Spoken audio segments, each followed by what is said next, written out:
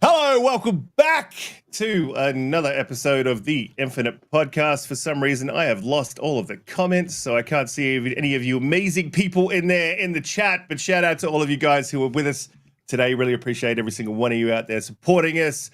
We've got a bit of a killer show for you today with some pretty interesting topics. It's been a bit of a big week. I don't know, it's been an Xbox week. We're having wins, kicking goals. We've got a fantastic guest for you today, the Terk. Welcome to this show, man. Really appreciate you coming through. Yeah, I know it's been tough to get you on. We've been talking for about a year, I think, and trying to get you on. Let us know how your week's been, what you've been up to, what's been going on out there on Twitter. You were just giving us sort of the rundown, but give the guys in the chat there a rundown of what you've been up to. Yeah, so I cover PC gaming topics mostly, and I like to test various different types of hardware. And the past couple weeks, I've been debunking several prominent online creators and kind of showing how their understanding of things doesn't work. I add a little more color than I'm putting on right now. And I'm currently talking with one of those people, and I'm just dragging them, making them look like fools. And you guys are all seeing it, so it's all fun. And I hope to ultimately educate people on how computers, consoles, and all that stuff actually works. Absolutely, absolutely. And you've got a bit of a background in, it says in your profile that you're a former PlayStation, Xbox developer? Yeah, I can. So I helped develop the Xbox 360 as show and tell. This is my development board I had for the IO characterization that I did. So this is the Xbox 360 board. So this is like one of four. People keep calling me I'm not a developer, and I'm like, okay, then how do you explain that? But I started off at IBM developing Cell and then the two Microsoft projects. So I've been around the block. I understand hardware and all that. So feel free to call me or ask me questions and all that stuff. Absolutely, man. Well, it's great to have you on the show. Holly, welcome back. You are looking fantastic this week. What's going on? You heading out after this? What's going on with you? Man. All right. I want to keep my comments to myself. I'm not even going to do it. Hello, everyone. The Terk is just jealous that he didn't get that introduction. That's you better tell Garuda some really, really nice things when you introduce him, because he's been through some trials too. He doesn't like cake, and it's very sad. Yeah, it's been a good week. Been a busy week. I have played Lethal Company with the Renegade Realm crew, and just ridiculous. I don't know if anybody has played that game. I know Riskit hasn't, because he's a nerd and won't ascend to PC. So he hasn't played it, but it is such a good community game. So if you even have like a potato of a PC, it will play that game. It's like 700 megabytes. It's goofy. The audio and it's really good. And yeah, I've been working on Indiana Jones and working on some of the fan art stuff. We've got some cool things coming up, so stay tuned for that. The Indiana Jones coin, of course, is our latest one. Hopefully that will. And then here's the back of that. So, Yep. that's our coins, and take me off the big screen. Oh, sorry.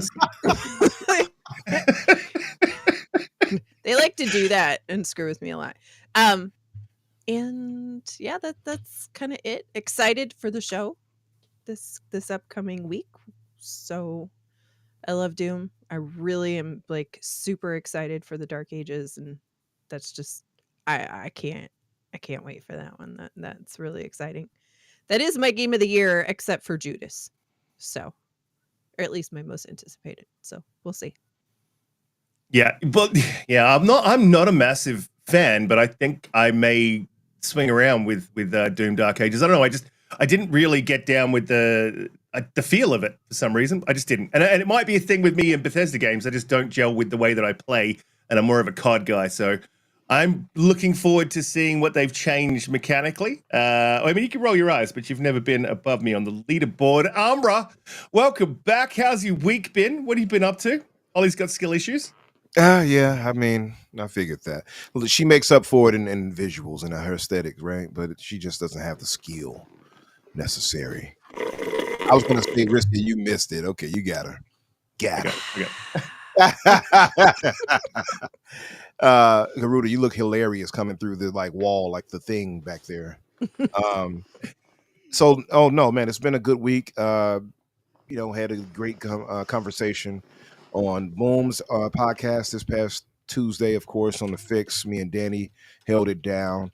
It went by like a breeze, man. It's so crazy. Like when you have really good conversation, it kind of just, time just kind of blows by. So we had a really good time, good talking about Nintendo's Switch 2. What are you guys thinking about that? Are you guys hyped for that, Terk? You hyped and excited for the Nintendo Switch 2? Yeah, I'm really interested in the technology behind it. I did some handheld reviews last year and the year before. I could show and tell all that too, but I have a couple of videos on my channel talking about the performance, and actually got a video dropping on that next or Sunday. So nice. Okay, got to check it out. Nice. Definitely got to check it out. Yeah. Oh, Garuda, are you talking, Garuda? No, I'm really sorry. We're in the midst of a massive storm, and the wind's wild, and it's just things are going haywire. I'm really sorry. Oh, okay. I didn't know. I saw you gesturing. Happy to have you here with us, by the way, Terk. I forgot to say that. So yeah, happy to have you, and ready to chop it up with you guys.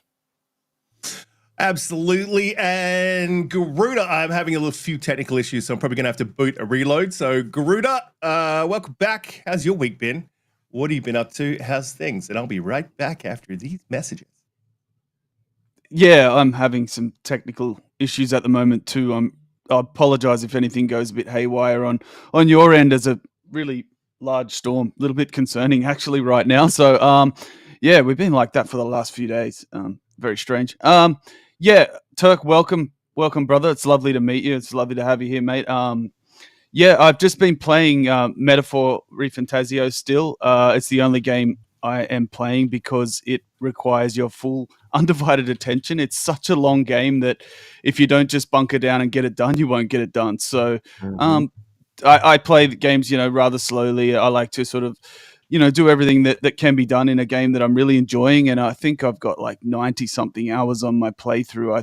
I think I'm getting to the business end, but it's an excellent game. I love those kind of JRPGs, but it's a really, really long game. So I didn't realize quite how much was in it, to be honest. So and granted, I am doing a lot of the side content and expanding upon sort of the connections with the characters and things like that. Stuff you probably don't have to do, but man, it's a big game if you take it on. Like, you better be. You're in for a long ride. So yeah, that's what I've been doing. So thanks for having me. And like you're at the end of it right now with 90 hours, like I would say. But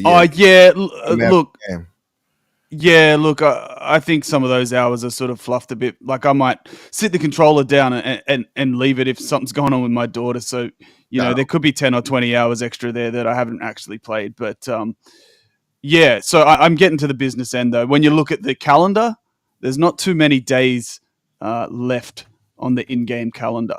So I must be getting there. But it's great. It's excellent if you love those kind of games. So I'm really enjoying that, but have not touched anything else Oh, actually, I loaded up Forza Motorsport just out of curiosity to see if it's sort of got any life about it these days. But yeah, it's okay. But yeah. Thanks for having me, and plenty to talk about this week. There is a heap to talk. We got a lot to talk about. We're going to have a lot of people. So I'll probably be moving us right along as quickly as I can. But I just shout out to Donte when he gets here. He says, Guru, it looks like he's about to drop the hottest album in 2025. Stop eating that banana like that. Every you know. week you eat a banana during the show. And you do Every it- yeah. week. And you do it in the most unnecessary way too. Like, What are you Yeah. talking about? Where are your minds? Get it out of the gutter, please. The bananas for scale. Come on. yeah. Oh. Yeah, it's perfect for him. He's dealing with a, Yeah, it's oh, sorry man. to disappoint you. I haven't got much to offer. Oh, he put that banana down, boy. Man, Shout out to who was that? Shout out to Abdel114 as a member for 1 month. He says, bad respect to Terk for murking these ponies. KUTGW. What is KUTGW? Does anyone know that? KUTT. Hold on, where is it at? Let me see this. Keep up the good work. Keep up the good Hey. work. Uh-oh. I like that. I All right, like that. Guru. Yeah, I think Bananas brain food. Yeah, that's what it is. Come on, get with it, guys. How old are you guys? Come We on. need some bananas, preferably chopped to pieces and then blended and fed to us. food. Yeah, brain we don't, food. We don't want to eat it whole like a glizzy the way you were doing it though. But yeah, Yeah, it's weird. No. It's weird. It's unnecessarily weird. Let's jump into the first topic. First topic off the rug has has to be PlayStation has cancelled. Someone's telling me it was 10, but PlayStation's cancelled 9 games. They have cancelled more games than they have released this generation. I think, look, so we obviously people have been dumping on Xbox since day one, since Xbox One generation. And I think PlayStation goes under the radar quite a lot, especially with the media. There is an Xbox tax, I believe in it. But it is good to see someone come out and share the knowledge that they've actually cancelled 9 games this generation's absolutely insane. I think it's a bit of a wider problem with the industry. We've got some issues. So what have we got cancelled here? We got the Spider-Man multiplayer game, Concord, of course. There was an unannounced God of War game, The Last of Us multiplayer. We all know about that one. There was a Ben Studio multiplayer. Twisted Metal was cancelled. Deviation Games had a multiplayer game. London Studios co-op game, and the studio was closed. And Payback, which was a third-person Destiny spin-off from Bungie, was also cancelled. That is a lot of money down the drain. A lot, reportedly, quite a few of these games are in development for around 2 to 3 years. You're talking hundreds of millions of dollars down the drain. And then with the losses from Concord, I'm not going to say that PlayStation is dead. That's what PlayStation guys would do, but I'm definitely going to say that I expect Sony to knuckle down because their next couple of games need to hit hard. Umbra, I'm going to jump to you because we have been hoping and praying for PlayStation to die. All this, no, we haven't. oh, they're gonna flip you for that. You a bot. Riskit told on you. I never said that. No, but we've been dipping our toes in and out of the console war for probably 4 to 5 years. But we've also been saying, quite reasonably, I think the both of us have been saying, is there's problems across the entire industry. And every time there's an Xbox bad news or there's an Xbox issue, usually you can broaden that out and we will say, this is not just Xbox, this is a wider issue. So, Umbra, how you feeling about PlayStation dying? I mean, that's a way to frame it. Yeah. Man, listen, much ado has been made about Xbox whenever there's any misstep. Hell, we have done it. I've done it but I prefer Xbox. So typically I'm going to be like, yo, why are you making this mistake? Because I always want them to do best, right? Do well.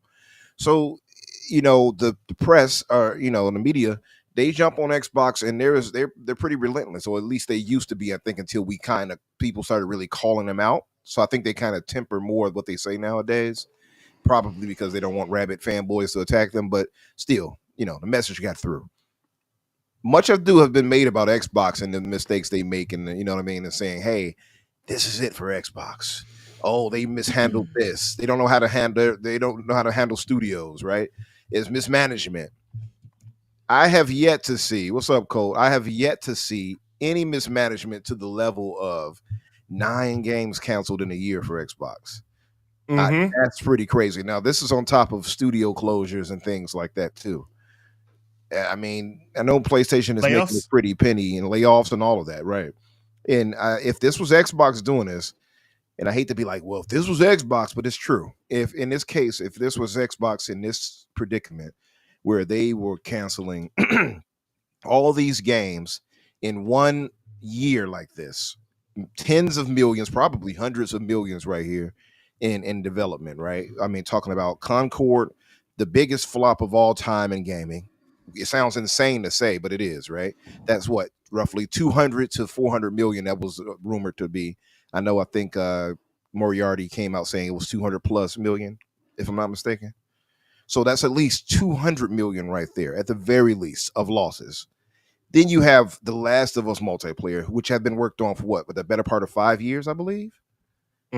That's got to be, Turk, and you could probably speak better to this, but that's got to be at least in the tens of millions, right? I would imagine at the very least, because AAA starts at about 60 million.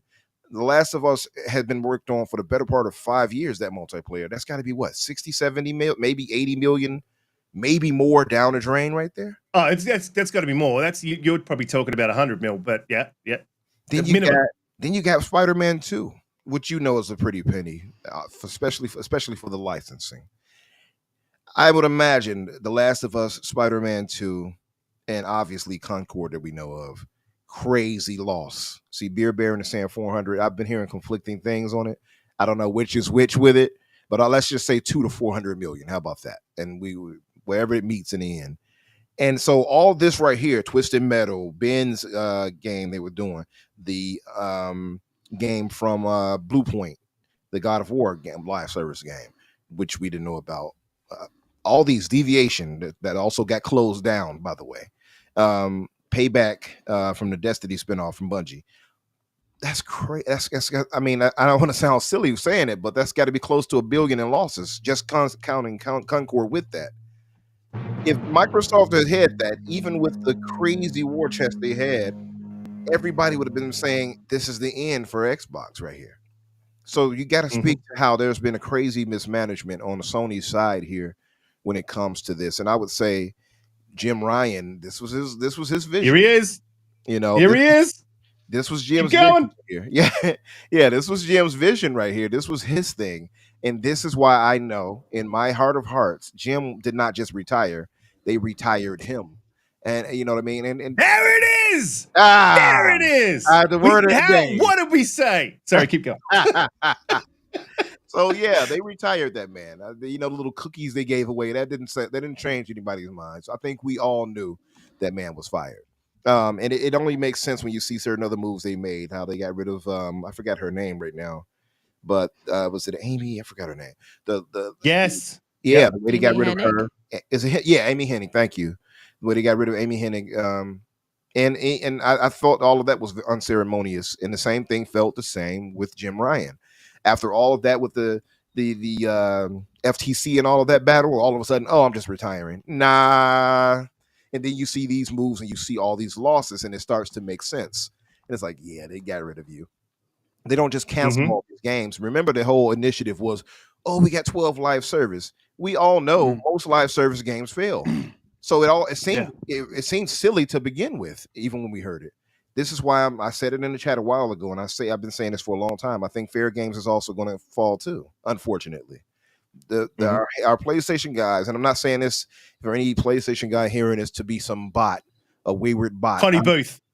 Connie Booth is who you were talking about. Connie Booth, that's right. Connie Booth too. That's who it was. Connie Booth. Now, they did get rid of Amy Crazy too. I know that was a situation with her and my man from Naughty Dog, but I'm talking about Connie in this situation. That's right. Thank you, Jax. So you have all of that happening. Where was I going with this? You have all these losses right here. You have all these cancellations. You speak about mismanagement. Sony has to catch some heat here, and it seems a bit. And again, I know that maybe I'm not paying attention enough, but the media and the press would have been oppressive on Xbox if this was happening on Xbox. Oh yeah. And You would have seen articles falling out of the fucking sky. There would be doom and gloom. There would be the smell of death. There would be 58 what's his name? Crackhead videos just saying that Xbox has died holding a controller. Method Man. Like, the Method Man.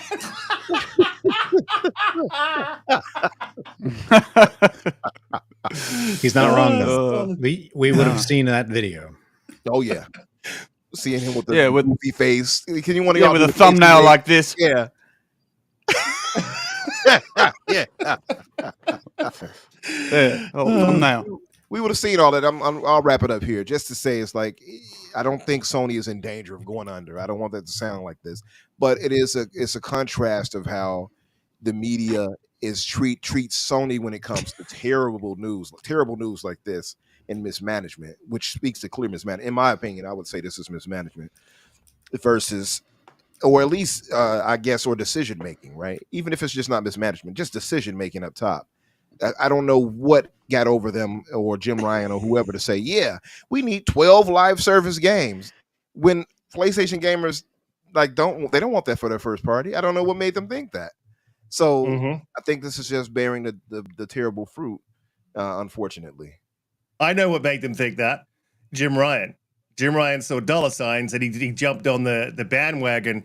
And look, we said this like way back. I think we're talking like 2022 when all through Jim Ryan's tenure, is that we haven't, up until I think now we're starting to see it, but Concord, but we hadn't seen Jim Ryan's effect on PlayStation. It was all Sean Layden's legacy games still coming, right? And now we're starting to see Jim Ryan's effect, and you can see why he got his marching orders. It was, it was obviously wasn't public. They gave the man a cookie, right? Normally you get a gold watch. You get a cookie when you fuck up. You get a gold watch when you win, right? Look, yeah, we've been saying this for a long time that we think that PlayStation is also being mismanaged. And what's bothersome to me, and Terk, I'm going to jump to you in a second, but what's bothersome to me is watching this week, and it bothers me with Xbox guys too, is that when your favorite plastic box or your favorite company does something that deserves the criticism, give them the smoke. Like, give them the smoke. It's better coming from fans than it is coming from, guys on a, we're not an Xbox podcast. We're a gaming podcast, as I like to think of us, but we are Xbox centric, right? It's better coming from these guys instead of them saying, we didn't like live service games anyway. This is the narrative. No one likes live service games. And so we're glad that they canceled 9 games. I mean, like, without any sort of critical thinking that, like, you just watched your company wax 3 years and studios and employees all on live service games that they canceled, didn't work out, man. Like, come on. Like, and live service games are at the top of the PlayStation most played charts. So what's the logic? Bingo. So exactly. They love live service games. So exactly that. Terk, got to jump to you, man. There's obviously going to be a lot to say on this topic, so let's get into it. What's your your take on? So as a PC gamer, a lot of these games probably were going to come my way anyways. But I'm more interested from like the business perspective, because not only was it a lot of money, but it was a lot of time, right? We don't know what part of the project life cycle these games were in. They had to have been early enough where the execs were like, let's pull the plug, let's, eat our losses, take it on the chin and keep going. Whereas like with, Redfall, it was already almost done, right? So they were like, okay, let's go ahead and just push it out there and see what money we can make back at least, right? So a lot of time was wasted, and that's a lot of games that Sony-centric players wouldn't have been able to play. But like you mentioned, guys, it's the top of the charts every month is the same 10 games. Every once in a while you'll get a single player release, which is what the rabid fan base really wants to see, but it's not what the larger fan base is actually playing. So it's a challenge, right? I see Jim Ryan's goal of making money on a consistent basis with their own IP and not sharing that money with other, developers or storefronts even. But at the same time, it's like, who's going to buy a God of War game as a service game? Who's going to play Horizon Zero Dawn multiplayer. And none of those games really like fit that mold really well.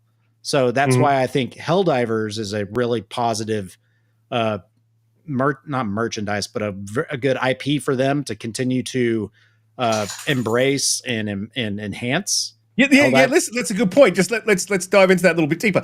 Wouldn't it be a smarter move to, like, you know, you've got a few games like in the line you've cancelled, right? Start funneling those funds into I forget the name of the studio that made Helldivers 2, but start funneling those funds into something that you have a success and really build upon that. Because realistically, let's be honest, when they said 22 live service or 12 live service games, one of them is going to be a hit. They already got one. So maybe, is that what they're doing? Well, they could put it towards Helldivers 3 or expansion packs, you know, like, because Destiny had, you know, however many expansions, you know, they kept feeding that as long as they could. Or they could take, if Sony themselves, PlayStation is funding a lot of these studios themselves, they could be funneling those resources into more of their pillars to help accelerate some of the development in those IPs. But again, it's that, you know, recurring income stream that live service is able to generate that single player games just might not be able to actually, you know, pay the bills regularly. So that's the challenge and what I'm really interested in. Yeah, I'm wondering where these I mean, because obviously it's a huge loss, exactly like Umbra was saying before. You know, they're probably, I would say, I think he was being quite conservative with the figures. I would say minimum you got 3 years in development, you dropped at least 100 mil, especially with AAA games these days. You know, and you could put that money and that time into other IPs that may not have been good, but they would have been a net positive as opposed to 100% loss. Yeah, absolutely. And this could end up being, I think, a net positive if you take those developers from there and then stick them on the projects that you know you're going to be putting out. Maybe Wolverine, maybe on the PC port, because it's coming day and date. Just Blue, want to jump to you and sort of get your thoughts on. I would 100% agree with everything that everyone's said so far, especially Umbra with your mismanagement. I think it's you're spot on there, and I think Xbox would have been absolutely grilled. It would be like another rake, another mismanagement, blah blah blah blah blah. But we've been saying that PlayStation's had some mismanagement, I think, from, you know, since they announced these live service games, even a little bit before. So yeah, absolutely. I was hoping that you would say that, and you did. Loved it. Holly, how you feeling about the mismanagement of PlayStation? The fact that it's dying and it's dead, and you know, the meth head man's going to be making videos about PlayStation. Sorry, I'm sorry. I'm just rambling. I tell you what. I tell you what.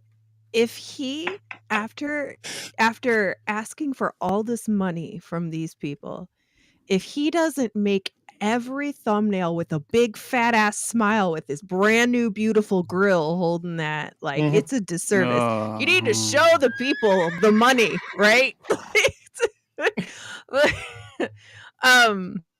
I am Mr. Ed. Sorry. I'm just thinking he's going to have these massive pony gnashes, man. Like, that's what I'm thinking. Like, it's, you know, and he's on like live stream chewing on some like peanut butter. Why is he getting new teeth when everyone wants to punch him out? Like, maybe he'll just bite the controller. Maybe he'll bite the controller like girls, like the cam girls do, where they. All right. Stop it. So you know, I'm not. I don't console war. I think it's silly, and boy, everybody who had calmed their tits over the last few months went full nuts yesterday. It was wild. It was like everybody reverted to their 4-year-old selves, including Garuda, who Garuda was loving every minute of it. It was hilarious. But you know, I mean, I'm gonna be the annoying person who's like, well, yeah, like for everybody who's like laughing and having a good time, like, think of how many hundreds of people are probably now out of a job or soon to be out of a job, right? Because of the mismanagement, because of somebody who didn't see the forest of the trees, right? It's interesting because Sony is there's nothing wrong with them trying live service. Like they should, right? They kind of need that. It's a gap, or at least like multiplayer games are a gap for them. But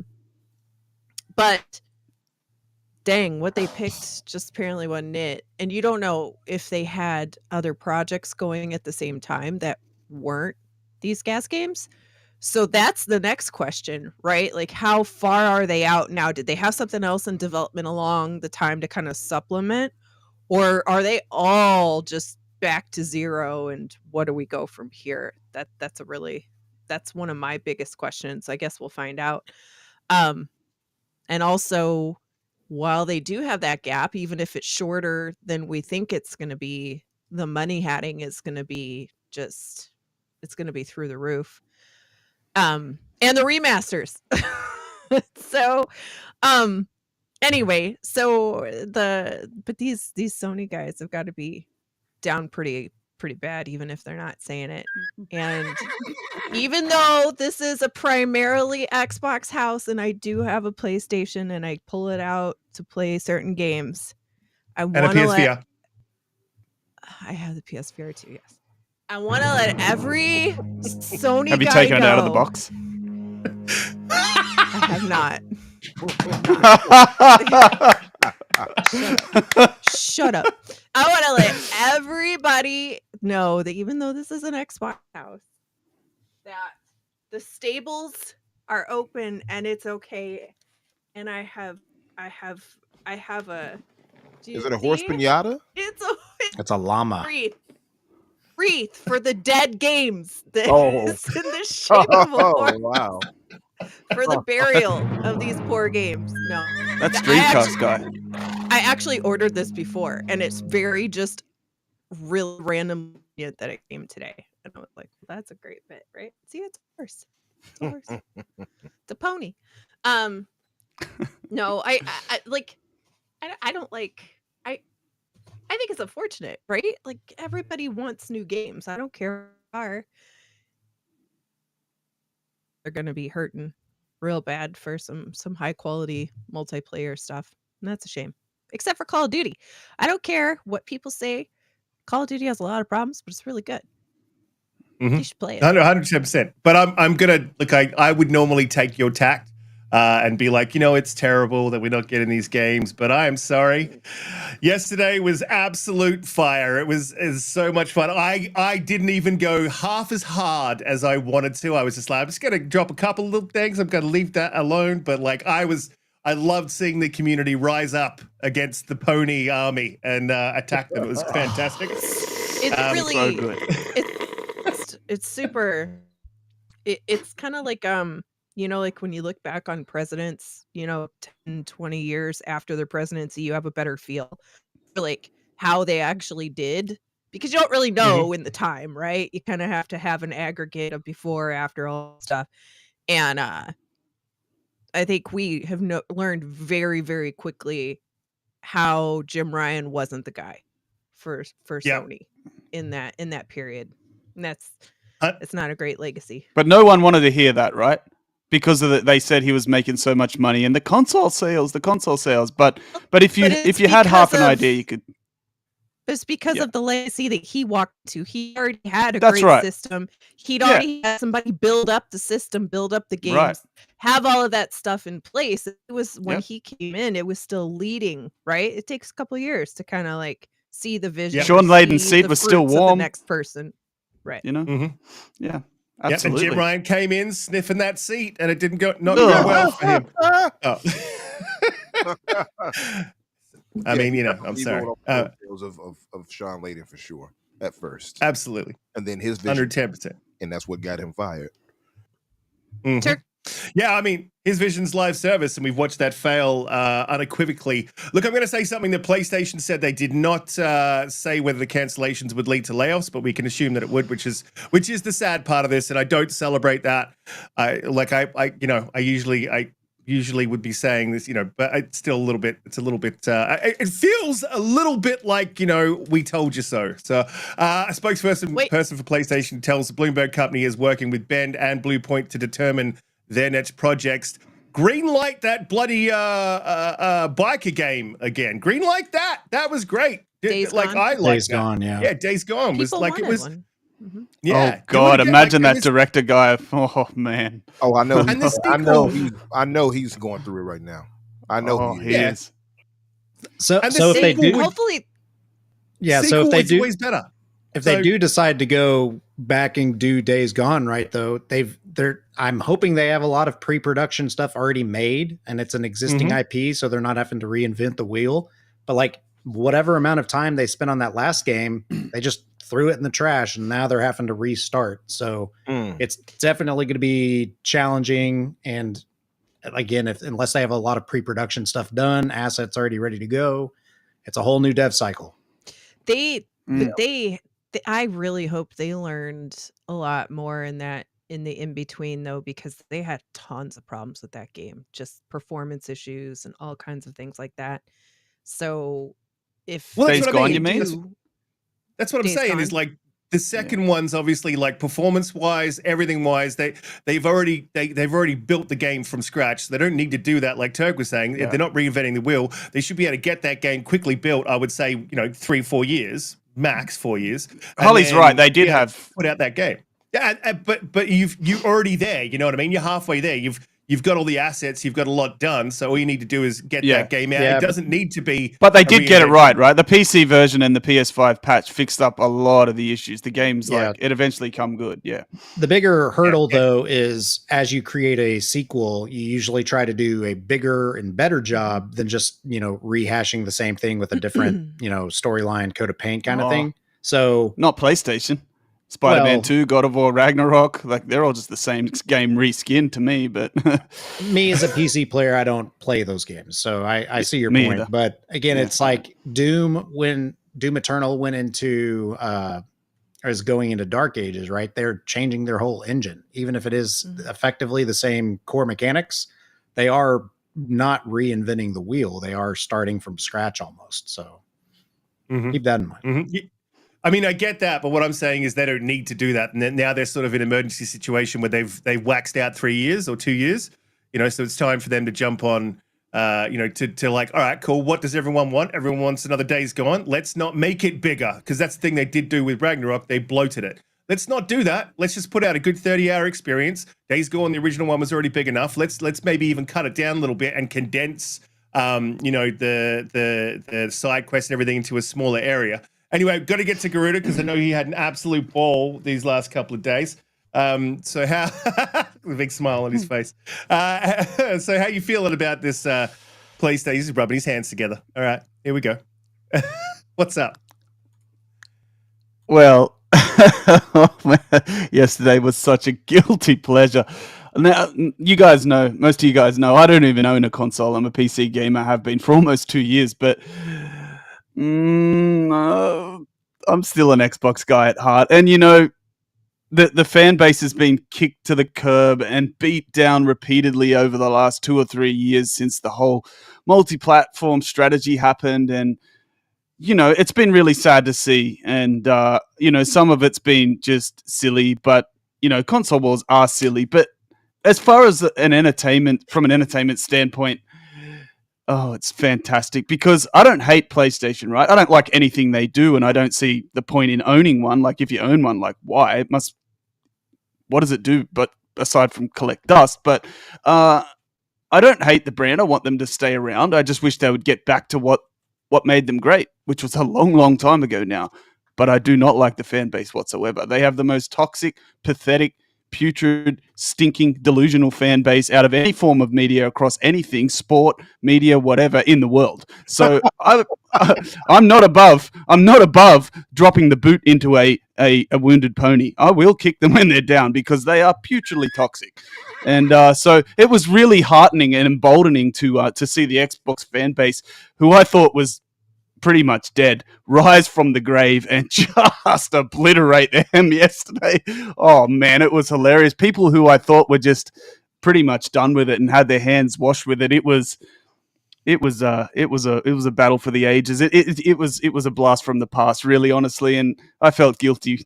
And I partook a couple of times, but not too much. But yeah, look, it was hilarious to see. Now, I loved it. Not gonna lie, but what's not hilarious is the state of PlayStation's first party. Let's be honest, it's I'm not happy when games get cancelled, full stop. Especially when you look at the timeline for Bluepoint and Bend, who really should be releasing games now. Their games, they haven't had a game this generation. I suppose you could say that Bluepoint had their remake of Demon's Souls at the beginning of this generation, but that would have been in development for years and years before the PlayStation 5 released. They have lost a lot of development time, money, resources, and those two were probably the studios that would have been expected to release games within the next 12 months. It's really, really a dire situation, worse than we thought over there in PlayStation's first party. Look at it realistically. Almost none of the studios are ready to show anything. That's why we haven't seen showcases. That's why their state of plays have been pathetic laughing stocks. And I'm just going to keep it real. Their state of plays are almost just a joke now because they're just the quality of them's declined so badly. It's declined so badly, and it's because they don't have anything to show. And the live service pivot from Jim Ryan. Do you think PlayStation will even have any gaming shows going forward? No, no, they won't. What's the point? Yeah. What's the point? It only, instead of making yourself look terrible, you're better off just not showing anything, right? Otherwise, you just make the brand look bad. And they won't have showcases. But well, what are they going to show though? If you look at the timeline for the development studios, they have a lot. They have a lot of marketing third-party deals with people. Like they but that's not really what's sure, but that's not what showcases are. They're gonna buy rights. They're gonna buy a timed exclusive rights. I don't think that many.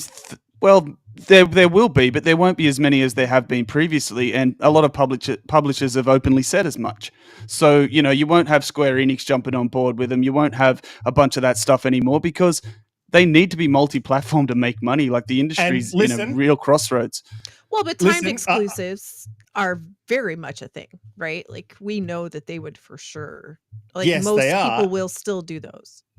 But sure, I think this is the time. I think every Xbox, and give me a 1 in the chat or an exclamation mark in the chat if you agree with this.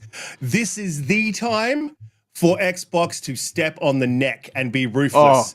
And I would be going out there to every third-party developer that I would hunt. They won't do it, but I'm saying they should. I would go out to every third-party developer and at the very least make sure that those games are coming to Xbox. If not, get some timed exclusives.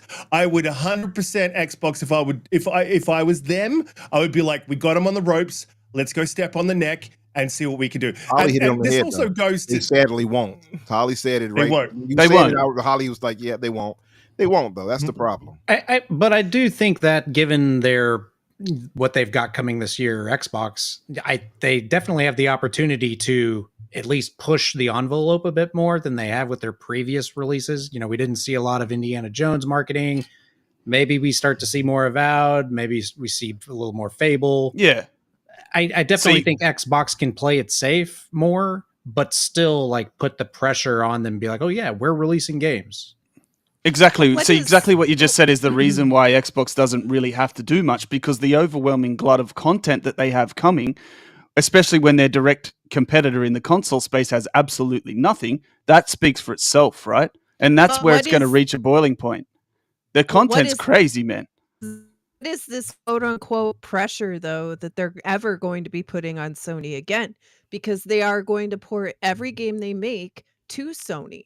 So, like, if you're a new person to buy a console, why are you buying the Xbox over? I mean, the only thing you could say is, okay, well, I might get it first over here or on PC. Maybe, but why am I buying Xbox when PlayStation, I know they don't really have many games now, but they still have The Last of Us, which everybody hears about. The TV show is helping promote that. All of these new movies and TV that Sony's doing in lieu of having the games to play, right? They're doing all of this IP movement into the visual space. Like, what pressure are they putting on Sony? They're not. They don't, like, that's not their point. They don't care about that. Like, well, it's happening by default because of Game Pass and the fact that some of PlayStation's biggest selling and most played games are Xbox games.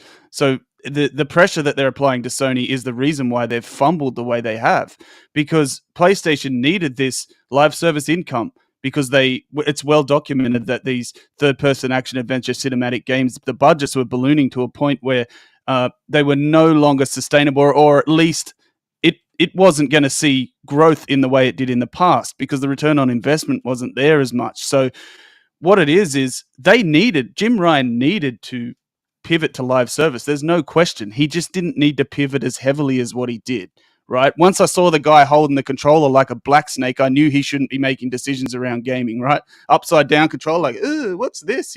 Once you saw that, you knew he shouldn't be there. So, but they needed to pivot to live service. The problem was he did it too heavy-handedly, and what's strange to me is, can you guys hear me? Is everything okay? Yeah, I can hear you. Yeah, we can hear. Yeah. Yeah, sorry. There's a lot of stuff going on here. Sorry, yeah, he pivoted way too hard. And what blows me away and really terribly disappoints me is that things like the Spider-Man, multiplayer game, Twisted Metal, oh man, broke my heart. They cancel these kind of projects, but then they go and release something like Concord with the full confidence that it's going to be like their Star Wars. Like, the people that are making decisions over there are absolutely incompetent. And we hear all this bullshit about how Xbox has been mismanaged. We hear that constantly, day after day, year after year. But mismanagement is exactly why PlayStation has hit a brick wall right now. Herman Hulst pushing that for Horizon IP down our throats. His confidence in Concord and saying that's his baby, like, that guy's head must surely be on the chopping block. Like, forget Jim Ryan for a minute. He's gone.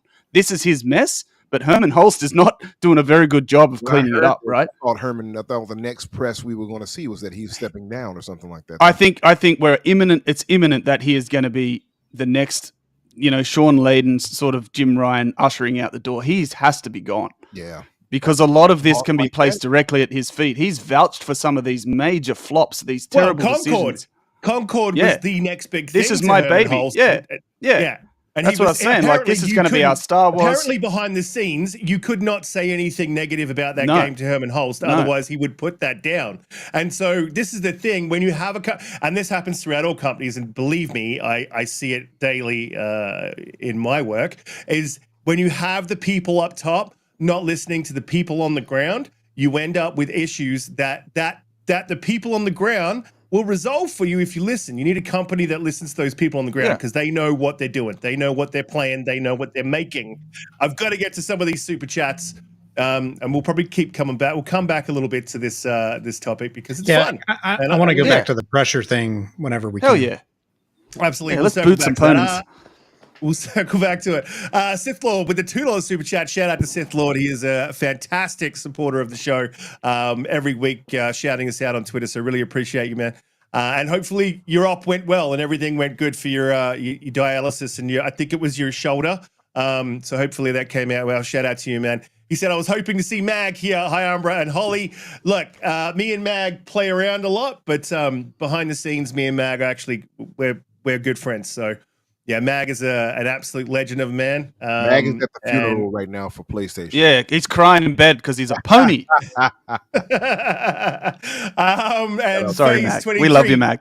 Oh, yeah, we love you, Mag. I love Mag. Mag's great. Phase 23 Brooklyn with the $19 or $20 super chat. Shout out to you, resident pony. Both canceled games. Was 2 years in development. Sony should take a playbook from Xbox and buy a successful live service game studio. It's harder to make them. I don't know what live service studio you think they bought, but Sony already did buy a successful live service studio. They're called Bungie, and things aren't going too well. So, I mean, maybe that doesn't work for Sony either. Maybe they can't manage the studios that they have. So maybe what they should do is focus in on what they do well. And don't step outside of their ring. How to do it? Phase 23 Brooklyn with the $1.99 super chat. He says, Terk, did you see Survivor updated the PSSR version? Yeah, I heard about it. I didn't have to worry about it because on PC we've had DLSS, FSR for quite a while, and we didn't have to wait for Sony to patch a game. And yeah, So I look forward to Digital Foundry's analysis. If someone wants to buy the game for me, I can test it. Yep, and the game still sucks and runs shit on PC. I love it. I love that. That was just matter of fact. I don't care because I got the place to play. Phase 23 Brooklyn with the $2 super chat. Shout out to you again. Says, I own a PS5 and I prefer their games. And that's cool, man. You can do that. God of War 2018 was my game of the year. It's up there as one of my games of all time. I loved God of War. Nothing wrong with loving those games, but things aren't going well over there, man. So maybe you won't have a PS5, and maybe you should look at PC or something because, I think PlayStation's dead. Or it's dying. Sorry, it's just, I can't help it. Demon Time, Reezy. Xbox is spreading games to PlayStation like a virus. We all know what the job of a virus is. By the time ponies realize it'll be too late. Look, this won't happen. This is not a thing that it will happen. But if Xbox is really smart, they could take a note out of Atari 2600's playbook, and they could pull back some of these exclusives once they've released them. They could release Gears, 1, 2, 3 over there, and then not release Gears E-Day. And that would bring people to Xbox. Be a smart move. I don't think they'll do it. Be a great 4D chess move. Let's go back to you. Welcome to the show, Donte. How you doing? It's been a long, long time. We'll jump back to the Terk in a minute. How's your week been? What have you been up to? What's been going on with you? Yo. Sorry, I was just being a menace in the chat for you guys while I was waiting to get off work. My week is glad it's Friday. That's I'll just say that much, and happy to be here to talk about some games as opposed to dealing with things I've been dealing with for the last couple weeks. So what's up? Hello, everybody. Awesome, how you man. doing, Holly? You're looking nice. Hey, player. Nice. Hey, player. Who you going out with Stop it. tonight, huh? Who taking Already, you hey, out? already You called doing, out huh? for this now. We gonna have to Yeah, fight put her over on this. front stage. Who's that? Who's picking you up, Hey, huh? Riskit. My voice is getting deeper. I don't know why, but hey, I'm just it's not saying. that. We I'm gonna just have saying, to fight over this one, how brother. you doing? How you doing, Holly? Hey now. How you doing? How you doing? All right. Let's bring it back. We need to be at her house, so like when he comes to pick her up and the door opens up, we give him the grilling the way like Martin.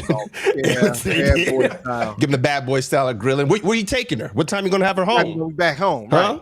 Huh? Let me get the details. I need all the details. Do you got any warrants? All that stuff. You know, text her, who were those brothers? It's these black brothers. They were grilling me 24/7. I better make sure. Yeah, he's gonna make sure he's gonna be treating her like a lady, though. I tell you that much.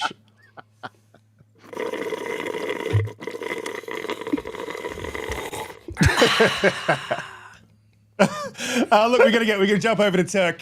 Terk, man, you wanted to circle back to this, and I do a little bit as well, because it really is, it's a bit of a race to the top for this generation, where there's been mismanagement, I think, on both sides. Personally, this is sort of huge mismanagement, shutting down 9 games, talking about hundreds of millions of dollars here. These are mistakes you can't afford to make when you're in first place. Look, I think this is a good time for Xbox to properly step on the neck. They won't do it. I want them to. I get all the reasons why they won't, but they should get out there and make sure they lock down all the third parties. And I don't mean lock them down to their platform. I mean lock them down so that they're available on Xbox, so that PlayStation doesn't have any of these exclusives that they shouldn't. Yeah, so my perspective's a little different, right? Because obviously they are not doing great this console generation. They're working on 2026, allegedly. I'll say that because I don't have any inside information or anything. So I want them to focus on the next gen, but it's like they already have their poker cards in their hand, right? They've got Avowed, they've got Fable, they've got all these other really popular, positive looking games. What kind of pressure can they apply with those cards in order to make the most impact with the least amount of money? And I really think they can use their ecosystem to their advantage, because, they might not be able to sell more Xbox Series X's or Series S's, but a lot of these games are not, high Twitch shooter games. There's totally a vector they could use for cloud streaming, Game Pass, obviously. And then, I played some of the stuff on the Amazon Fire Stick when that first launched. I could play all of the NFL games and a lot of the popular titles. They could easily push a lot of their ecosystem onto the customers and be like, hey, if you wanted to play this game, you don't have to really buy a new console, and that's a higher margin. They don't have to pay as much towards, onboarding new people. And that's just like free money. So I think that was originally their idea, right? Like, well, when they started Game Pass and really started to try to bolster Game Pass and building the games, was you don't have to buy our console, but you have to buy Game Pass, right? And so we'll put Game Pass everywhere as much as we can. And cloud infrastructure wasn't really capable of handling that. And then, they're just now rolling out the app on TVs, which I think is really cool that they're doing that. But in the meantime, they've said, well, maybe not Game Pass, right? Like we'll just sell our games outright on other locations, right? And then for those people who do just want to use their TV or whatever, then for sure, right, you can use the streaming in the xCloud. Because I think they've probably started to work that out, right? The last time I tried xCloud, and I don't use it that frequently, I use it more so to test out a game, the first 20 minutes, 30 minutes or something like that, to see if I like it enough to just download it. I think a lot of people actually use xCloud like that if you have a console. But I don't know. It seemed like that was the idea and the plan. And I think, I mean, I don't feel like I really ever heard any quote unquote that plan hardcore was Xbots also have a problem. But that plan also had Sony making games and actually selling games for their users to buy, and now they don't have that as much as they have. So I see what you're saying. Xbox just has to say, if you want to play games, you can play them here. And that's like a very low cost thing. They could, of course, do all sorts of other PR type of things, but it's like they can leverage what they already have, their games they have announced, and just be like, come play games here. Yeah, maybe that's the smart kind of subtle pivot right now is, well, you don't even have to buy a console. Look at all these really awesome games we have. If you're upgrading your TV, if you need to buy your kid a TV anyway, or if you need a new TV for a living room, or maybe your TV is current enough, right? Or just buy this Roku stick or whatever it is, right? Then you don't have to worry about it, and Game Pass is there, or I don't know, maybe they'll find a way to have full purchasable ecosystem through those. Maybe that's the play. Yeah. Well, I think the play, what they need to do is what I said in that video, which everyone's tired of hearing, especially Holly, which is just make your games exclusive and make that or not all of them, but make your games exclusive and make it clear what you're going to be doing with those exclusive. I think that would make all the difference. Step on the neck, snap PlayStation in half, kill them, die. Sorry, Donte. Donte, I want to circle back to you because we haven't got your view on what's going on with the mismanagement, is what we've been calling it, with PlayStation. How you feeling about what went on the last couple of days? Must have been heartening. Yeah, I mean, I'm not going to add too much more to what you guys have already said because I think you covered a lot of it. The only thing I would say about PlayStation canceling a bunch of gas games is that maybe that will help some of their diehard fans stop gaslighting us when it comes to the state of the industry, because obviously this is a case where they're like, I get what they were doing, what Jim was trying to do, right? He was seeing games as a service being the moneymaker, the driver within the market. The cost of game development is crazy high, and that's, I think, the bigger elephant in the room, is to figure out why game development is so expensive that companies are afraid to make stuff, make new IPs and take chances because they don't know if it's going to actually be successful. So that their return on investment isn't as something that, they're shaky on that, right? So they want to go the games as a service route because they can put something out there where they can just kind of keep churning and burning and it'll recoup its cost and make them money. So I get them trying to do that, but then they're realizing, oh, we're chasing a trend and we're not that good at it. And there's only so much playing space out there for people to kind of be like, I'm playing this game as my main day in and day out, to then switch over to pick up a bunch of other new games. So it's kind of hard to keep introducing 3, 4, 5, 6 games as a service where there, you got your CODs out there, you got your Fortnites and stuff like that people are pretty beholden to. It's, hard to get them to change out. So hopefully like this makes people kind of understand a bigger impact as to where the market is at and why these companies are doing that. I think it's really sad, especially for the people who are going to who have lost jobs, or the people who have to start over from scratch in terms of what do I got to pitch now, right? What game are we have to work on right now? I think it puts them in a really interesting situation too. Like, what are you guys putting out? If you're restarting some studios that are working on certain projects, now they got to start from scratch, and they're 3 years out. So everything going to be just like remakes and money hats, because that's what it seems like. If you're telling a bunch of companies, hey, stop that, and that other thing you were doing, that is now project number one, all full steam on that one. So that's the unfortunate side of this. But if anything, maybe hopefully it humbles the fan bases a little bit to understand that, like, yes, they weren't running ship too great over there, but also the market itself is like something you said a minute ago in relation to like exclusivity. I'm really starting to wonder if exclusivity is going to be a thing that can really benefit either of these companies at this point, considering the cost of game development.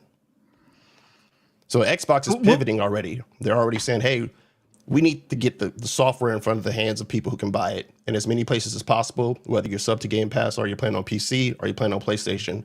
If PlayStation is saying, if they're ultimately saying that like their base isn't enough to support the cost of the games that they're making, that's why I need to quickly get them to PC, that's telling you something, right? That's telling you that math isn't working into the favor that they want, where it's basically giving them enough of an incentive to just basically say, nah, we're just completely cool with business as usual. We want to basically broaden our scope as well. So exclusivity might start to look a little bit weird, a little bit different in the next 4 or 5 years between both PlayStation and Xbox, the way I kind of see it. It's definitely. Now that you mentioned exclusivity, man, I gotta, wait for the eye roll. Wait for it.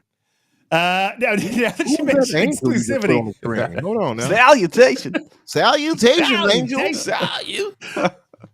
Look, I would direct everyone to. I made a video earlier in the week about exclusivity, about what I think that they need to do. So I won't dive deeper into it, but this is, and as I said in the video, this is uncharted waters.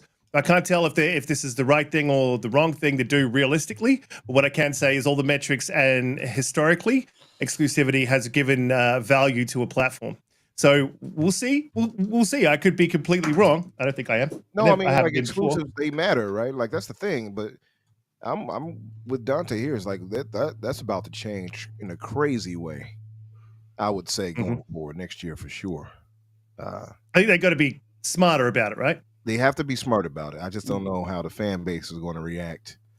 Speaking of fan bases, while we're kicking the most toxic one while they're down, we haven't even touched on what Shuhei Yoshida said. He only had 1 foot out the door before he dropped the boot into PlayStation. So what did he say, Garuda? What did he say? Oh, come on, man. We know what he said. You listen to his interview. He only had 1 foot out the door, and he said, look, the place is a shithole. Ponies, buy the remasters or you're not getting new games. That's what he said. Shuhei is too nice to say that. He said that. He said that you gotta keep buying these remasters and these rebleaches or you're not getting new games. That's what he said. He said that. Not my words. He said that. PSVR 2, he was like, let's move on to the next question, please. Moving on. He had some very damning things to say about the business, and he didn't take very long before he had to say it. So. And look, yes. I get the feeling that looking at Sean Layden out the door, Connie Booth out the door, Yoshida out the door, I feel like the old guard has been sort of moved on. Ryan out the door. I think that I think they need to they bring those people back, because Connie was always for those big, and who was Amy Hennig. Connie was always for those sort of big, those big single player AAA games. That's what built their brand. And I think Sean Layden knew what they were doing, but Sean also saw where the win was. You listen to Sean, and I have to agree with a lot of the things that Sean Layden has said. And I think he had the direction for PlayStation right. I think it's being really badly mismanaged throughout this gen. And I think if you look at PlayStation 4, you go from PlayStation 3, the back end of PlayStation 3, when 3 was like, it was dying. He brought it back in 3. He even brought it back harder in 4. 4 became the dominant console, and then they outed him like towards the end of that generation. And everything that they did that he left as a hangover worked out well for PlayStation. Spider-Man 2 worked out well. All these games worked out well. And what we've seen from Ryan's tenure has been poor. So I think bring back the old school guard and let them have a crack, because I'm it sure seems the like direction anyone will with this. Yeah, exactly. It seems like the old guard, which were very gaming and game savvy and gaming focused, they're the ones that have moved out, and they've given way to some of the more business minded types because of Sony. They want the money. They're looking at their bottom line. It's not really progressing with the modern age. They need to do that, but the trouble is they've pivoted too fast. They've got rid of everyone who knows how to make games and knows how to sort of cultivate that gaming sort of culture. And now look, it's a mess. I've said before, I wish that Microsoft would go after Connie Booth, and like when it happened. Same. Like her resume is ridiculous. Like I would have been like, hey, let me get you on over here so you can cultivate some games over here. But I agree. I think Sean Layden, after he left, you started to see a change. And I know the big talk was that Jim Ryan was like the money man, that he would bring in a lot of money, which I'm sure he did. It seems like he did at first. But as far as vision, gaming wise, he just doesn't have it. I don't think. And, the whole thought of 12 live service games, all of us scoffed at that. And we're like not business majors or anything like that. Oh, the man with the brick wall. Like none of us are business majors like that. But all of us were like, I don't think that's going to work out. And because most of these live service games, we all know, just factually fail. And it's a tough niche to get into. So I don't know. I just didn't understand the vision of wanting 12 live service games. And I'm even seeing some of our Hoover brothers, such as Cygnus in the chat, who's like, oh, good. All of those gone. 9, what do you say? 9 down, 3 more to go, he said. So he doesn't want them either. But that's what I've been telling people. The main fan base, they don't want live service games. People will say, well, look at all these games on the charts. Yeah, look at your charts. Third party, yeah, sure. They'll play the typical, the Call of Duties, the Robloxes, the Minecrafts. But they don't want first party games to be that way. They want what they've been conditioned to, which is third person action adventure over the shoulder type games. Go watch a movie, you idiots. Seriously, like just watch a movie, man. Because that's what those games are. Like gameplay, it's king. That's the games that's driven the brand. Let's be honest. It is. Yeah, but it's also a blessing in a disguise in. It's been a poison apple in a way, really, when you think about the PlayStation 4 generation. It's okay to have that, but they haven't set up a contingency plan to move with the times, right? They went all in on that, and they're not only can they not make a live service game, but they don't even add on a multiplayer component to their single player games really anymore either. That's been a long thing for them, though. Like they haven't done a multiplayer side. Ghost of Tsushima had that. It was pretty good. That came after. That was an add-on, and like.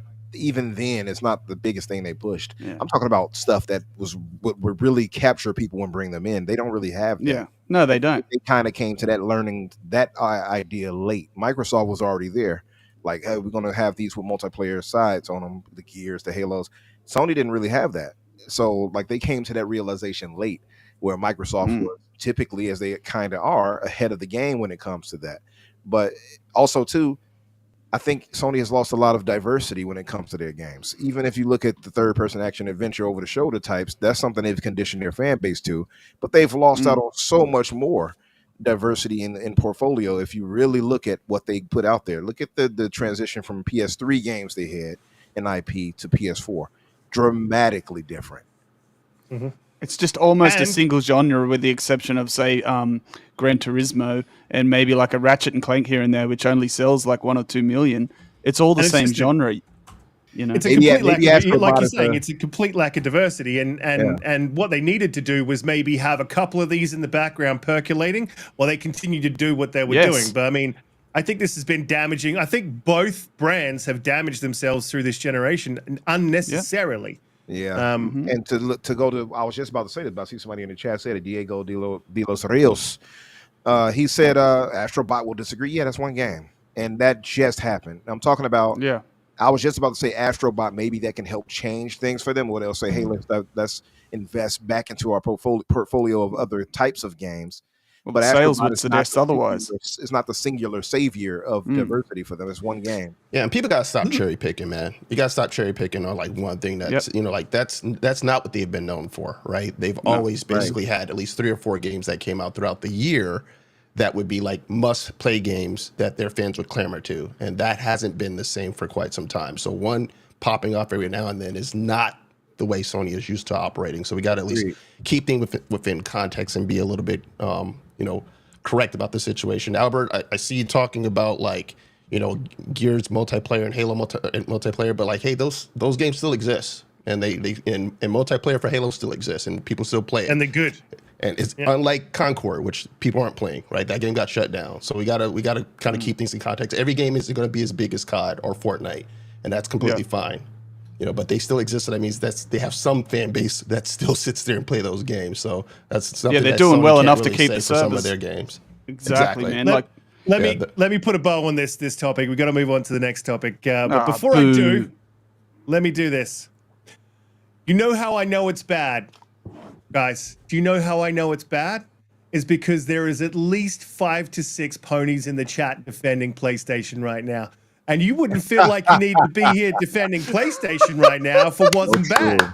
So just your presence tells me that shit is bad, real bad. You enjoy your 9 I haven't broken even games. seen some of the guys that's in here today. Only one I know is Cygnus. Everybody else is like, let me show up for the honor of PlayStation dealers. Rios has shown up. PlayStation. Rios will defend their honor. Look, let's make that. I hope he's correct. I mean, yes, if PlayStation shows up and they have amazing games this year, that's good. I mean, that's good for the industry. The same thing I hope Microsoft does. The same thing with Xbox. I don't care about the console war aspect of this. I care about good games and good products. Yes, I prefer Xbox, but I care about playing good games. I don't want any of these companies to go under and basically not do what they've been known to be doing, to have done well for such a long time. So I don't think we have to, like, one doesn't have to, for Xbox to do well, we don't need PlayStation to lose, and vice versa. Even though a lot of PlayStation fans feel that way, that the only way for PlayStation to succeed is if Xbox dies, which is really, really weird. But if that happens, you would really see how Sony would treat people in terms of what they're going to charge you for games, and you would just have to deal with it because they would have no competition for them to do anything different. So the price of your product will go up between your hardware and the games themselves. They were the first ones who did the raise, right? Or are they the first ones to the market who bumped up the price of games to that the $10 additional to the 79? $2K, wasn't it? Yeah, and then they were the first in terms of between the major Platforms. Platforms is what I'm talking about, and then Xbox did on certain games. So, and they keep slightly bumping. Well, not slightly, but yep. at least in your the US, annual costs. Yep. For and less. They bumped the annual cost in, I think it was Japan, another step beyond what they did worldwide when we got hit. I mean, $80 a year just to be online is absolutely outrageous. It is. That's why you play PC. I've learned that lesson over time. Hear that? Yeah, hit him up. That's dog. exactly why you play on Hit PC. him up. That me when I start talking about it, they try to silence me, brother. I'm telling you, it's true. Look, we got to move on to the next topic. This is not me trying to silence Umbra. Listen to the silence. Yeah, see, it's just bad timing. It's very bad. Can timing. I just say what I wish? Yeah. What I wish they would both do, and I think Xbox does it better. I wish, and Sony, I feel like they might. You might get a few extra sales out of it. I wish they would do more games with co-op campaigns. There are not enough games out there that have co-op campaigns. Like Gears, like how Gears functions, it's perfect. It's awesome. I love it. I love it. And so, Yep, keep going. it would be great if Sony, you might sell a few more, right? When your buddy's like, yo, I really want to play this. And you're like, okay, fine, I'll buy it too, right? Like, Hell yeah. I don't know. Preach it. I love that Yeah, stuff. But the way they structure their games is not love really it. conducive to that, unfortunately. That right but it there. could be, though, if you know Yeah. from the outset, right, that you want to have a co-op Yeah. game. Why are you laughing, Terk? No, I'm just saying. I was going to say the second they've player been. could be the camera and could change how the game Damn, looks. Terk. Yeah. It could be, yes. It could be what the are they mile pivoting markers to? on your walk, right? What are they The- pivoting the- to? the Are they sec- pivoting back to what they normally do, which is like they've been known for single player over shoulder, like, and that's a lot of their fans didn't care too much about a bunch of multiplayer games at Xbox. Like Xbox was known for like the shooter box, right? So multiplayer was really, really big on the Xbox side. PlayStation games were single player narrative driven games for the most part, and then you have games like COD that they play for multiplayer. But in terms of co-op and stuff like that, a lot of Xbox games were doing that. So it would be interesting if they did that, if they pivoted to I something wish there like were that. more. But yeah, they just seem to not be interested in it as much. But is that because And they feel Sony their is not. player base doesn't care about it? That's what I'm I wondering. mean, No, okay. I don't. Hear me out. I don't think they Hear me can out. do that. I don't think they have the skill, the studio experience, the skill to. I'm not saying they couldn't, but it's not their main thing, right? It's not what they've been doing. So they just don't have the developers that do that. And doing co-op makes things a little bit harder. Terk, you can correct me if I'm wrong. It makes things not infinitely harder, but infinitely harder. So it's much easier to do that single player experience. Sorry to cut you off, Holly. I am going to jump back to you. Terk, you were going to say, and then we'll jump to Holly. No, yeah, adding multiplayer of any sort adds the whole net layer to the mix, and then you actually have to interweave the gameplay mechanic, right? You can't have God of War. I mean, you could have the little boy be the archer guy and have that as the second player, but then you're having to interweave all of that together in real time, and it's just not really conducive when your game's not built for it. Mm-hmm. Well, yes, I agree. My point is, I wish they would develop games that had that thought process in mind, right? Like, not try to go back and retrofit. That would be super awkward. I guess Ellie and Joel, maybe, right? Maybe you could split that into a 2, but like having like a 3 to 4 player co-op game it's a lot of fun, like a campaign driven. That's why I agree. Helldivers really took off. Like James, you said Mid. something like a game like Killzone probably would have been a game that they could have done well for. I mean, even though it kind of died, but that's a game that they own the IP. Where it's like if they revamped Killzone and then added it with a nice like co-op thing to it, I think that'd be pretty interesting. Absolutely. Yeah. Well, look, we got to move on to the next topic. But before I do, I got a couple of member chats I got to get to because they don't show up properly over here. And Chris Coleman, just let me address this because this is patently false. Microsoft went $70 as soon as they released their first next-gen game, only game. PS released next-gen games sooner, so they charged $70. That's patently false. It's what you call relativism. That's just bullshit. It's wrong, dude. They went $70 in the timeline after. Like flat out after PlayStation. They went after 2K. And to what you were saying, Donte, PlayStation normalized the $70 thing, whereas yes, 2K did go first, but PlayStation normalized it. We've got to move on to the next topic.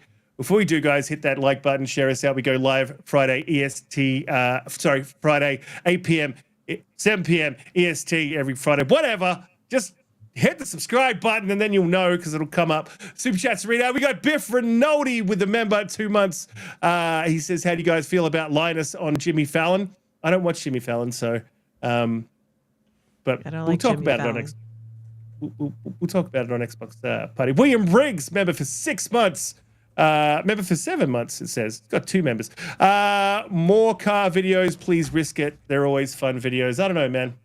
People always tend to think I'm crying in those things. Weird. This is how I look, man. My eyes are always watery because I'm fucking worn out. I work. I got 5 kids. So, and I do this and stuff in my spare time. So, man, wakes up crying. This is what a worn out old man looks like. Okay, it's not crying. Before bed, wakes up.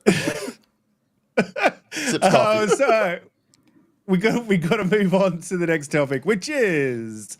Look, Game Pass. I found this really odd, and I did make a video on Twitter about this, just a little brief one, because it was weird. And Holly, we were talking about it in an Xbox party, and I feel like a lot of people sort of forgot this, but a Danny Fish, a portfolio manager who oversees funds, including 800 million. There's been a few reports, 400 million, 800 million of Microsoft stock. Told the outlet that Activision has been disappointing, and that Microsoft had targeted reaching 100 million subscribers by 2030, and as of February 2024, there were 34 million subscribers. He was saying, and primarily relying on its service for development. He was saying that Game Pass is just not a wanted commodity, and that it's not working out for Xbox, and that the Microsoft Azure servers were supposed to be taken up by Activision. They thought they would get a bump from that internally, and they haven't taken up the Azure servers. Game Pass is dying. Microsoft's dying. Xbox is dying. Everything's dead. PlayStation's dead too. So it's dead again. And then again, this weird narrative, this weird thing came up about Satya and Phil talking about shutting it down in 2014. before you freak out, because I had a couple of people say to me, it didn't come out in 2014. I know it didn't come out in 2014. It came out in 2021. Conversation was had in 2014. It came out in 2021. Everyone talked about it. Why are we talking about it again? I don't get it. This is why we say that Phil Spencer actually saved Xbox, because he came up with a direction and something that Satya agreed with. They didn't shut down Xbox, and the only reason that we probably have an Xbox is because of Phil Spencer. So he's not Jim Ryan level, because I saw some people in the chat there. Jim Ryan did nothing but ruin the brand and walk out. Phil has managed to turn the ship around somewhat, and we still haven't seen the end result of that. But this is absolutely correct. That's what's going on over at Turks. Now I want to expand it. Oh, There's people walking in the background. To the Frank, yeah. Hide him. But like that's the thing. I was having this discussion with some buddies the other day, and it was like they were like, "Oh, what's his name? Holtz should have been gone." I'm like, "Yeah, I imagine he would have been." But then they were like, "Well, Phil needs to go too." I'm like, "What?" But Phil, like, I know this is getting tired to say. I'm sure people are like, "Yeah, but how long can you coast off of this?" And this was part of their argument. But Phil literally did save Xbox. For me, that goes a long way. I'm not going to be like, "Yeah, well, get him out of here," because some things didn't go the way we want. I also look into what changed, and a part of that was Satya not getting that reimbursement for his money. Remember, I think he put his bonus on the line that year. He didn't get that. Then he had other things happen with people above Phil was like, no, we're not getting the return we would like after a $70+ billion purchase with ABK. They want their money back. They want their return. They want their return of investment. So things had to change. And this is not coming from Phil. This is coming above him. So that's why I don't really fault him for this. And I know people want to demonize the man. And Phil is not an angel or perfect, but I think he's done a lot well as far as keeping this brand alive. He's made some mistakes for sure, but I think he's done more good than bad. So I'm never going to be just turning against the man. I'm just not doing it. No. Guy gave us Game Pass, man. Like, come on. We can't be slandering Phil Spencer. Look, I'm just going to say one thing real quick, because I'm like a lot of you guys. I don't really trust what Phil Spencer says, because it changes from day to day. But that's because he's only at the mercy of Satya Nadella and these other guys calling the shots.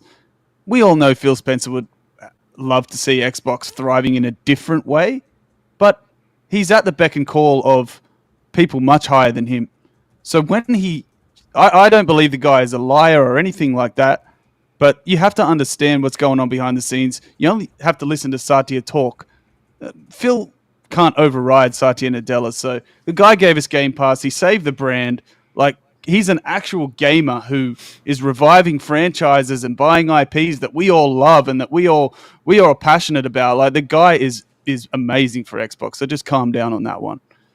Yeah, I cannot co-sign or back up or support anyone that says get rid of Phil Spencer at all. Because, the save the brand thing is one, but two, I really genuinely do believe, and I don't believe this about most CEOs, but I do believe that if he had the agency, he would do all the things that we want him to do. I think if he had that agency, he would put but he still has to. Oh my God, Dreamcast guys in the chat. That is not really him. He still has to.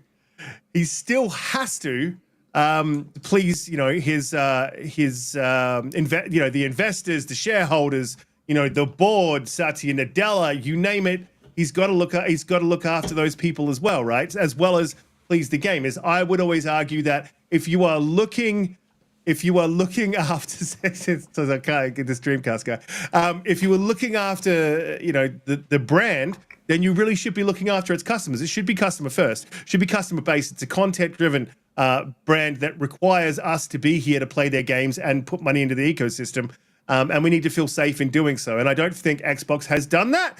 But this whole conversation that keeps coming up of Xbox dying, it's not that dire. Do I think they need exclusives? Fucking A. But do I think that that's going to kill the brand? Not in any way, shape, or form. Not in any way, shape, or form do I think that Xbox is dead.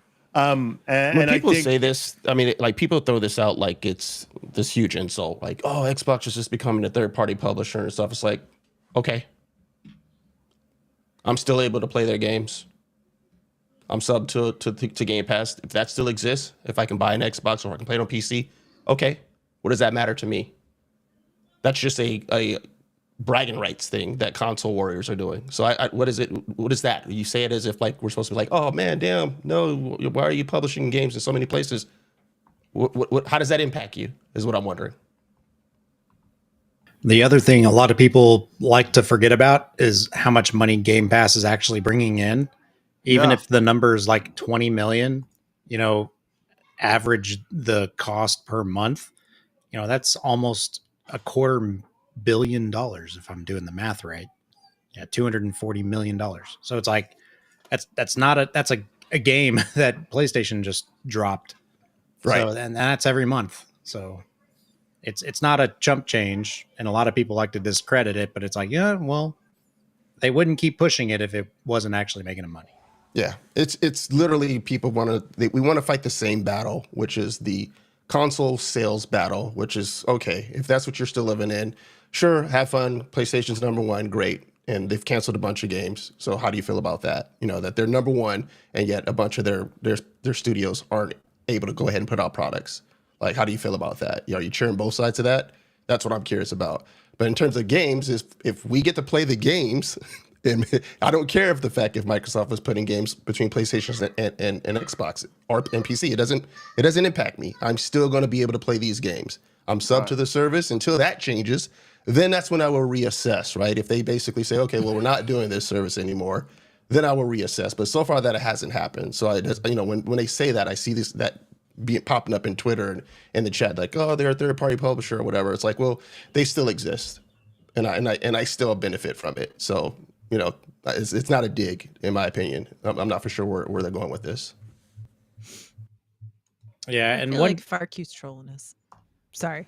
No, one thing I also noticed from some of the creators that were posting different articles and stuff, some people started to take special notice on some of the wording of the particular headline from the Insider Gaming article, and how they reposted the article to have less, not aggressive, but less negative context towards the article title. But it's like the entire content of the article is the exact same words. They just changed how they phrased the actual headline, and the PlayStation fans were taking that as a win. And I'm just like, if you actually read the article, it's the exact same content. They just toned down the rhetoric a little bit, which, a PR person might want to do that just to save face a bit. But it's like the content and the facts listed in the article were the exact same. So it's like, you can call that a win if you want, but it's still, the numbers don't back you up.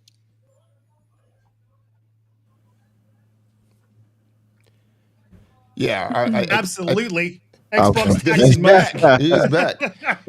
I think what I'm seeing now is this thing where people are like, oh well, they're doing well, but wait till the next quarter of reports come out when we see how the next quarter did. And it's like everybody's an armchair economist now. It's like that's the new proving ground with inside the console war. It's kind of like, do you want games to play on these consoles and PCs that you own, or do you want basically to just you want one of these companies to shut down, and then you have less choice? That's what I'm curious about, dude. The bigger picture is that, right? Because let's say this article is correct, that Microsoft isn't really getting what they want out of ABK. Let's just for argument's sake say it's correct. They're not getting what they want out of ABK, and let's say they decide all right, this isn't doing for what we expect for Game Pass. So then now what's going to happen is, since they own all these, either they're going to sell those IPs off, or they're going to say, we're taking them out of Game Pass and we're just going to basically charge you out the gate for what the cost is. So now everybody basically, if you want to play these games, your price just went up, because if you're sub to it, you're basically paying for everything that you want, and have to start making some difficult decisions if you're someone who doesn't have a bunch of disposable cash on an annual basis. So it's kind of like, what do you want? Do you want more choice and stuff that's better for you as a consumer? Or do you want to just doom and gloom in hopes that, this is bad, and that they do end up shutting down that part of their division, and that gaming isn't a thing over at Microsoft? I'm kind of curious what the end game is. But it's the conversation that sort of tells, that gives you if you step back from it, the conversation for the PlayStation community has been the sales. It's been all about the sales. They haven't been talking about the games because they haven't been the games, man. And I think as an Xbox, as a Sony fan or a PlayStation fan, like if you're in the chat, because there's a few of you here tonight, obviously we discussed why you're here. You've got to get out that defense league, right? But like you need to step back, stop worrying about what we're talking about, right? And talk to PlayStation. Tell them you just want games, man. Because where is your games? This is the thing, and I think Terk said, you've had 3 to 4 must plays, every year. You've had one must play almost every year since the back end of the PS3 generation, with I would argue two to three good games around that. Plus your third parties. You were eating really, really well, and you have at the moment. I don't know if you guys know that meme with the dude who's all dried up and like you are starving and dehydrating, and like you need to speak up about it, man. Like, and this is what bothers me about both communities. When one of them does something that you don't like, feel free to speak up, man. They're not your friends. They're a corporation. You're their customer. They should be pleasing you. And if you're not pleased about 9 games shutting down, then you should say something about it.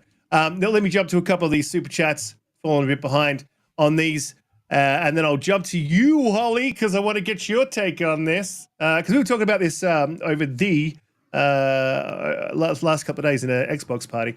And I think you had an pretty interesting take on it, which you usually do have interesting takes. BT Maverick with the gifted 5 memberships. You're an absolute legend.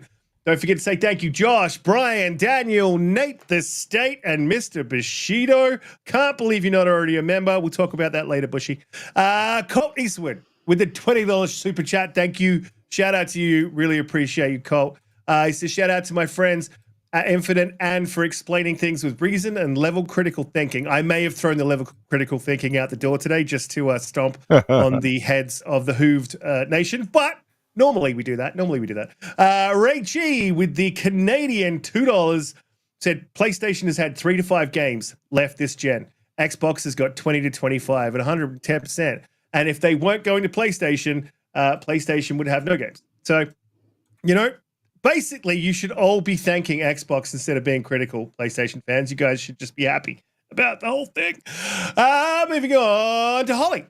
How you feeling about this whole conversation? Because we did talk about this, so I'm curious as to whether your opinion's changed. Do you think that Game Pass is dead and dying? Xbox is dead again? What's going on?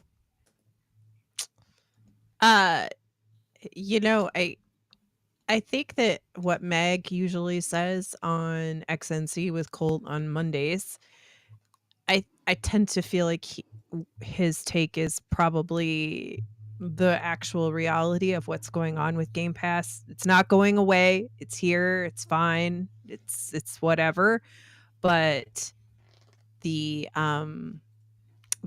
focus is not necessarily to grow Game Pass. It's to grow Xbox on the whole and sell the games, and Game Pass will just be there and available, but it won't be originally we looked at it as, and it was looking like Xbox was promoting that as this is the way, this is the thing that will be everywhere, and we will promote it and push it onto all available places that we can get it. And I think it is their, it is the gem that they have, provided the games come, which we know they're coming. And they've kind of already started, right, with Indie and Starfield and some of those. But I do tend to think that he's right, that it's probably not the push that they're going to be doing like before. Now, I think that in regards to Call of Duty, and honestly, we could do an entire night talking about Donte and Garuda and Umbra would just like pull their eyeballs out and stop up their ears before they do it. But we could spend an entire podcast night just talking about Call of Duty and the market. Well, just like not the actual game, right? But like the market around it, the problems, the serious issues that are happening that are unique this year to the streamer and pro space, like the content creators that are having major problems with Call of Duty, and how that's affecting the casual player. We could talk about the microtransactions and the monetization of Call of Duty and what's that's done to the brand of Call of Duty. I mean, there's a whole thing.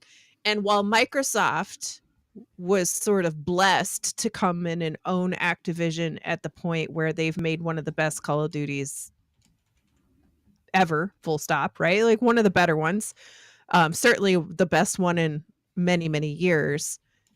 And to have the issues that are plaguing it now 2 months out is really sad. But they came in with this really huge one. It was like big game changer, and there was a lot of hype around it. Xbox had a lot of marketing for it because they let Activision do their regular marketing, the most we've ever seen on any Xbox game ever, by like magnitudes, right? And it's a fantastic game. It got rated very well, but there was a point with this. Sorry. There's just a lot around Call of Duty, and I don't think that sorry. She's like, I want to talk Call of Duty. I do want to talk. That's what it was. This is just a way for her to start talking about COD. No, nobody wants to ever talk about like all of these issues that are happening in the content creator world, and it's actually a really big deal, and it affects Xbox because of Activision ownership, right? And their ownership. But it does. So, but my point is that I'm sure they had certain expectations, and I'm sure they were much easier to hit this year, given the fact that Call of Duty was kind of having this revival, right? But I don't think that it's fair to place success or failure on Game Pass simply because of Call of Duty. I don't feel like the two should be connected. No, I think the only thing they could look at. I think the concern about COD was if it should go into Game Pass or if they should charge you for it, right? If they should say, it should always be part of Game Pass, honestly. Right, but I'm saying that was the concern about, like, if we're putting it in Game Pass and it doesn't give us a bump, right? Then did we cut ourselves out of money that we would have made if we had basically not put it in Game Pass? So I think it's judged a little bit differently because it's such a huge behemoth that they have to sit there and say, what is the pro and con for putting it in Game Pass versus charging people for COD? I kind of feel like Xbox is in third place, so it's the lowest share of content location, right? That you would be quote unquote writing off, right, for ownership. Plus they probably did gain they gained subs. You can't tell me they didn't gain subs at least for a couple months, right, for Call of Duty. Oh, they gained a shitload. They grew heaps. They were vocal about not the numbers, but they grew. They grew. What are you doing? A little bit. What is Garuda doing? Oh, sorry. That's my face when I console war. Now, just every time I see him like post something on Twitter, I'm gonna be like imagine him being like. Speaking of console war, now we got to break in. I got to address this. I got to quickly address this. Albert G. Okay, yeah, and I did see this from that weird dude. I don't know if you guys know that generic Eric. He is a very, very strange individual, and I would caution you to avoid him at all costs because he also has a single-digit IQ. Albert G said, isn't there a clip of Riskit saying to get a PlayStation 5 now that Xbox is going full for the third party? Riskit is the smartest guy on the panel. So you're correct with one of those things. Oh, there's the cheeks. Love the cheeks. So you're correct with one of those things. I am the smartest guy in the panel. No, but yeah, I did say, what's the point of getting an Xbox when the PlayStation 5 Pro launches prior to the Pro launching? Because if the Xbox Pro, if the PlayStation Pro runs those games better, well, then obviously that's the best place to go. That would be assuming that everything is going over. One. So every game would need to go over to make it for me worth it for me, and then everything would need to play better on the Pro. And unfortunately, that's just not what we're seeing. So I assume that PlayStation would launch a more powerful console. Look at it. Hey, launch a more powerful console, but they didn't. Say assume again. Assume. Okay, thank you. Assume. So wait, Shoot. say it, Gruda. Say it again. Was it you in it, right? Some Australians do say assume. I That's what I heard. He That is says what I it. heard. He does. Yeah. I've heard him That say is it. what I heard. No. Listen, he No, also some says, Australians do say that. he also says Mimi or Mem. So Oh, Mimi Yeah, he instead does. of It's a Mimi. Mimi. Why is that funny? That's And a not funny ironically, Mimi. he's serious. That's He's a funny serious Why is Mimi that about funny? that's on there. Okay, I see you. I see you. Most of us say Sega instead of Sega as well. Oh, that No, one it bothers is- me. You can't do Oh, I that. hate You when No, you- can't It do bothers that. me too, Holly, because but the splash screen literally says Sega, so we've been saying it wrong the whole time. But the Australian advertising on TV did say Sega. I've been See, trying do to they tell dub you it as from day Sega? one about Yeah. those Sega Doesn't things. mean they were Yeah. right. During No, they localization, were wrong. fidget. Yeah, we were wrong. It's just our accent. I don't know why we No, do it's that. not. It's not wrong. It's an E. It's not an A. So if it was SAGA, then it would be Sega. That would be But Sega. no, it's an E, so it's Sega. Right? Well, It's no, Sega. if we were pronouncing it the way it looks, it'd be Sega. SAGA. Better than Smegma. If it was SAGA, did you say SAGA? Yeah. would be That would be That'd be Sega. saga. That's a word. Yeah. Yeah, you can't just change Molly, the letter you sound in It'd the be- same word. Took the Yeah, word. it'd be SAYGA if it was Sega, right? Or Yeah. SAIGA, if Yeah. you know what I mean. All right. How do you Well, say you- the word SESSION? Session. Wait, what? There you Say it- go. say it. The A first. session. Oh. Session. So how do you Say- say the first like the No, first no. part of that word? Have them say Sesh. it again. Sega. Oh. Oh, Sega. man. No. Sega. There's not two I don't E's. do Sega. There's not I don't two do E's. Sega. There I you do go. Sega. Say castle. right. Risk. Okay. Oh, sorry. I think we got derailed here, but Yeah, that's my Yeah. fault. Sorry. this topic about active ABK and Microsoft basically saying that they're not seeing the numbers they want to see. This came from one source, to my understanding, because I didn't see anyone else really kind of reporting this outside of this one particular site that you linked. Yeah, one source. One source, And and people It ran costs with this. $750 a year to subscribe to that publication that no one knows about. Anyway, that's the pro the gospel. subscription. It's the which is gospel. the- And who did he cite as his sources from where that information came from? Trust me, He bro. cited Danny me, bro. Fish, a portfolio manager who oversees funds, including a reported. So basically, a trader.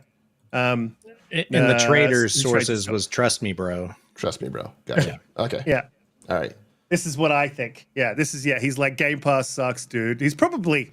Well, anyway, And what's funny is in the Insider Gaming article, they even quote Microsoft saying like the person was uninformed because of their opinion or something. And it's like, yeah, the entire point of the $750 article was it was that person's opinion.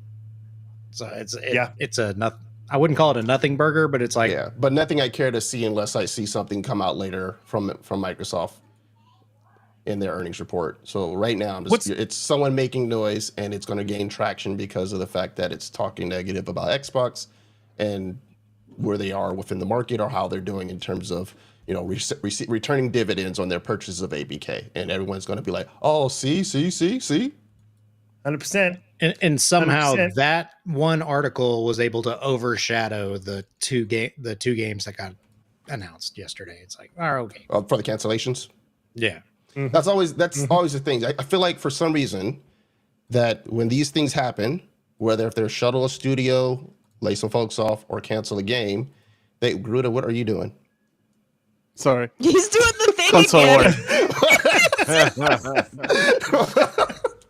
My bad. It is threw me Sorry. off for a second, man. Sorry, You get into man. it, all right? I didn't even But realize when I'm that doing it. happens, it gets it seems like it kind of gets overshadowed a little bit, right? Where that isn't the story. But I feel if this is reversed, right, then it becomes a front page thing that becomes a trending thing, and everyone's talking about it if it's something that Xbox did, if they shuttle some studios or cancel some games. And I just feel like that energy isn't kept the same between the two respective companies, between Xbox and PlayStation for some reason. Yeah, 100%. If you want to call There's that tax, PlayStation. whatever. I just feel like that is how it appears to me, where this thing Yeah, becomes there's a story. The other things are kind of like, oh, it happened, and let's gloss over that. Is it? there's a pass for PlayStation gets a pass and Xbox gets the tax, man. So it's heavily skewed and it's just sort of the way it is. However, I would disagree with one thing you said. We did not, as the Xbox community, allow the ponies to. I hate saying ponies, but we did. They're out there, you know. I don't. We did not allow them to overshadow at all. We took them to the curb. And I know your Gorilla, favorite that's person exactly. That's exactly the face I sort of make. I giggle to myself when I was deep in the console war because I knew I would be up like annoying these guys, and they're easy to annoy. Single IQ ditch. Umbra, let's talk about Xbox dying. Everything's dead. We're gonna have no consoles. PlayStation just died. Xbox gonna die. What are we gonna do about it? Is it dying? Is that what's happening? I mean, we got to, sing some Boys to Men or something for them. It's so hard to say goodbye to Yo, this is like the 115th time that Xbox has died in the last 4 years. Though, FYI. Yeah, for anyone who's been keeping greatly exaggerated. Yeah, if you're keeping track, it's about the 115th time. More resilient than a cat. Seriously. Yeah, all right. How many lives do they get? I mean, I don't know, man. It's tiresome. I don't even go into that whole debate of that anymore. If you hadn't noticed, I had drifted away so far away from the whole console warring and dealing with these hooligans. I don't deal with them. I post some stuff and keep it moving. I don't even deal with that type of stuff. Hey, Beasley, what are you talking about? I'm messing up, screwing up. I sounded perfect. Thank you. But no, I don't know, man. It's overdone. It's over exaggerated. I know we got some of our hood brothers in the chat, and they want to. Yes, Gray, bleed your ears out. Yes, I'm happy that this is happening to you. Brain hemorrhage going on over there with you. But yeah, it's overdone. It's over exaggerated. It's the same thing on the other side. If people are like, "Oh, PlayStation is going down," listen, they're both fine, right? Relatively speaking. I think things have just changed in such a way that people who have jumped on it to try to frame their own narratives. I don't know what the future entails for Xbox as far as how they're going to move the business, but they're not going anywhere. They're still going to be an Xbox, right, in some fashion. So that's the beautiful thing about it. That's what I would leave it at. Yeah, 110. Yeah, man.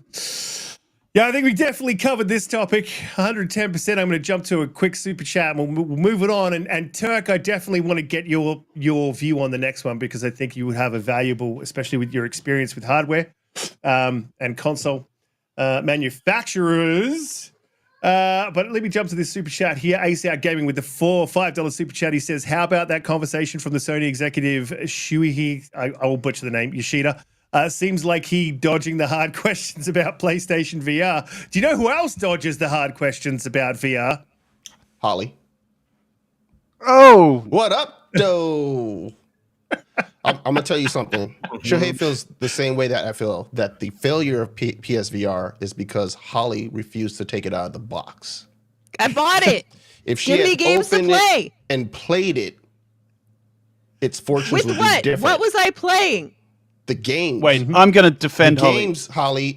They have all the games for PlayStation VR. You mean Batman? Oh, that's right. It was on Meta. Oh, Oh, damn. What Just was like Half-Life Alex, just like every other good VR game. You mean the my God. PSVR You mean- 1 games that you are mean they out didn't there for have us to play? no- Oh, that's right. There's no Bat Compat.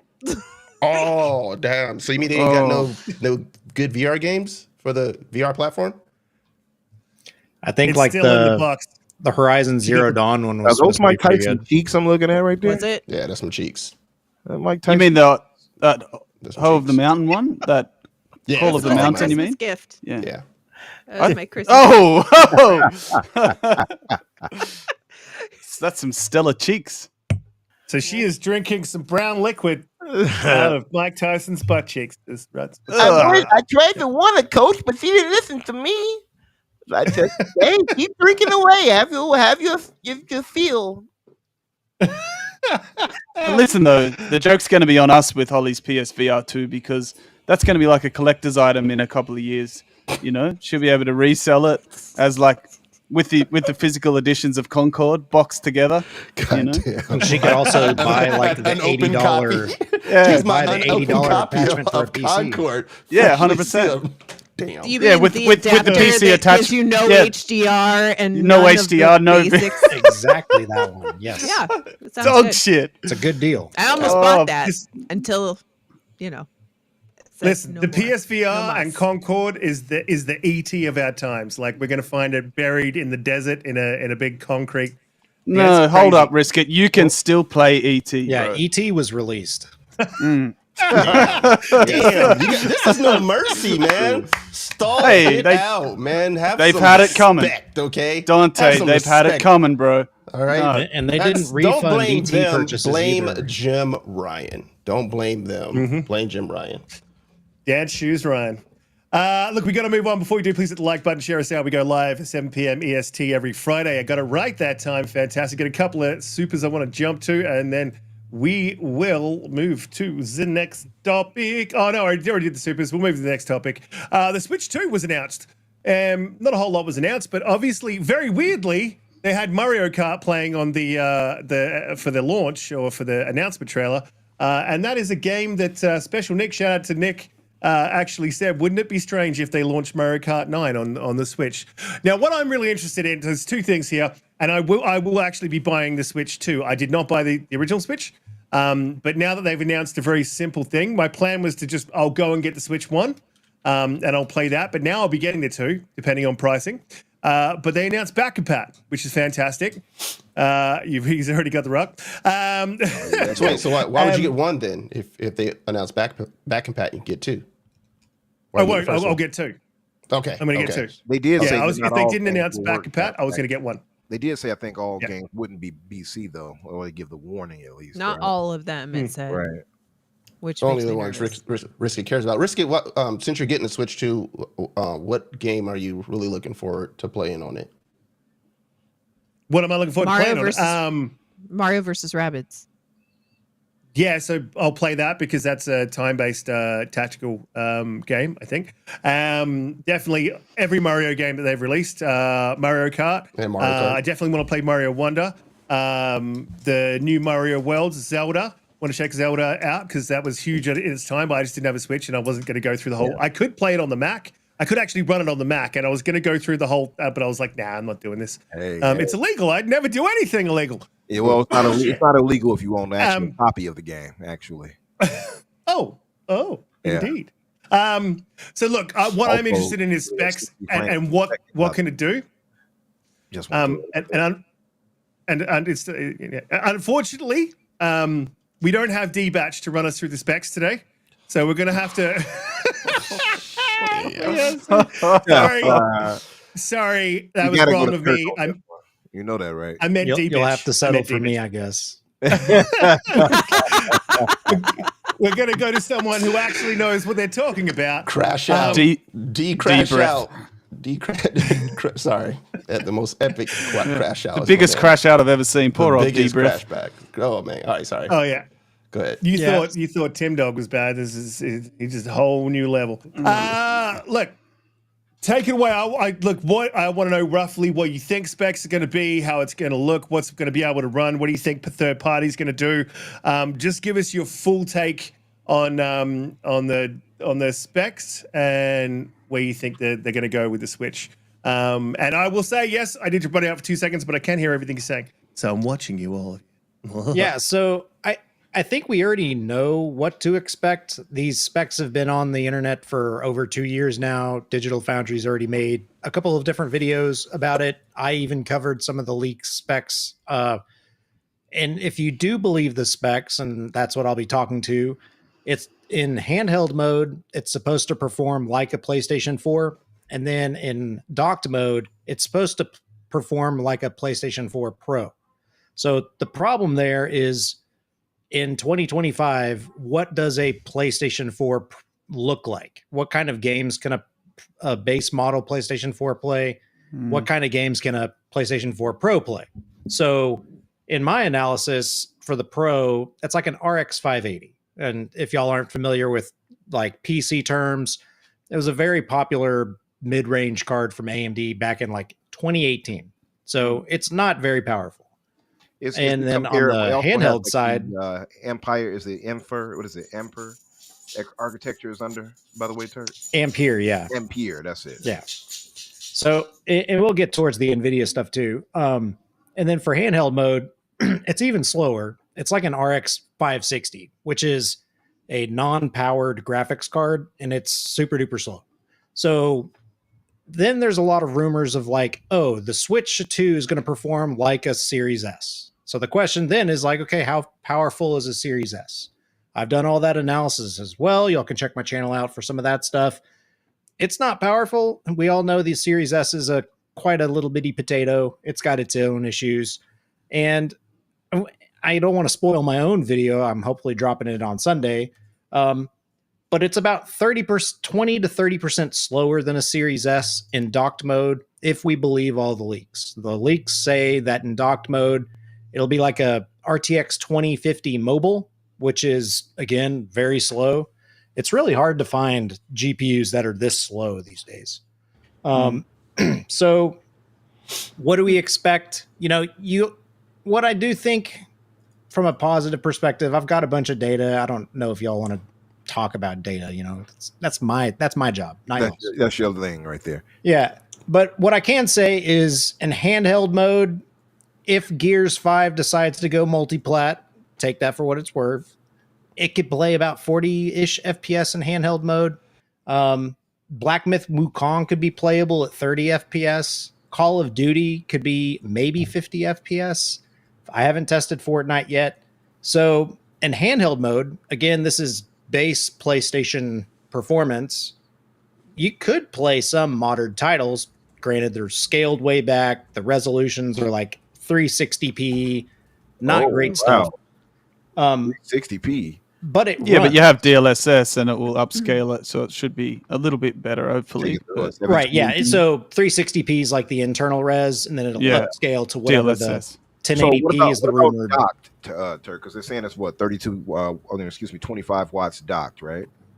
I don't know. I haven't seen that specific number. I haven't looked too much into the leaks because it's like 6,500 pages in the I forget the forum that it's on. It's some Nintendo fanboy forum. Gotcha. So it's like Famicom or something like that.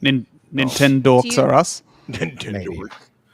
do you have like a rough estimation of how a Switch 2 would compare to like a modern Steam Deck or a ROG Ally? Trying to handheld to handheld. Yeah. So, and that's part of my video as well. Okay. This is going to be a Switch 2, both when you plug it in and you crank the TDP all the way up to think the 30 watts is the turbo mode on this guy. And then running this in 10 watt mode will be very similar to what I think the Switch 2. The question is going to end up ultimately being about battery life. Obviously, the original ROG, it's got like a 40 watt hour battery. Yeah. It drains pretty quick, but at 10 watt, it doesn't. But I think with Nintendo, it'll last a long time. I think the Switch was something like 6 or 8 hours. It was pretty crazy. But also at 10 watts, I don't think you could run the games that well either on an Ally. But that said, I think even the specs they're talking about with the Z1 Extreme, I think it says 8.8 teraflops versus what is like 1.75 teraflops for the Switch 2 at 15 watts. And then 13 flops at 25 watts for the ROG versus 3.9 teraflops at 25 watts. It's like a crazy difference in tech. The ROG is way more powerful. Like even like just let's just be clear. Teraflops between an NVIDIA card and a AMD graphic solution are not directly comparable. They're kind of like a similar ballpark, but you can't one for one compare them, right? Right. Especially considering that DLS is so vastly superior to any other upscaler, out there, which is a big boon for the Switch. My thing that just quickly, how I look at it is that's very interesting stuff. And I like the tech side of it as well, but I've only been on PC for almost 2 years. So, I'm still learning a lot of that stuff and it does interest me and I do want the best of the best. However, I love Nintendo games. The reason I don't play them is because I don't love the hardware. Okay, the hardware is just not even in the ballpark for me as far as how I want my games to perform, and that's why I don't play them. I can't wait to play all of the games that I've missed if this thing can run them at an acceptable performance rate, i.e. 60 FPS plus kind of thing.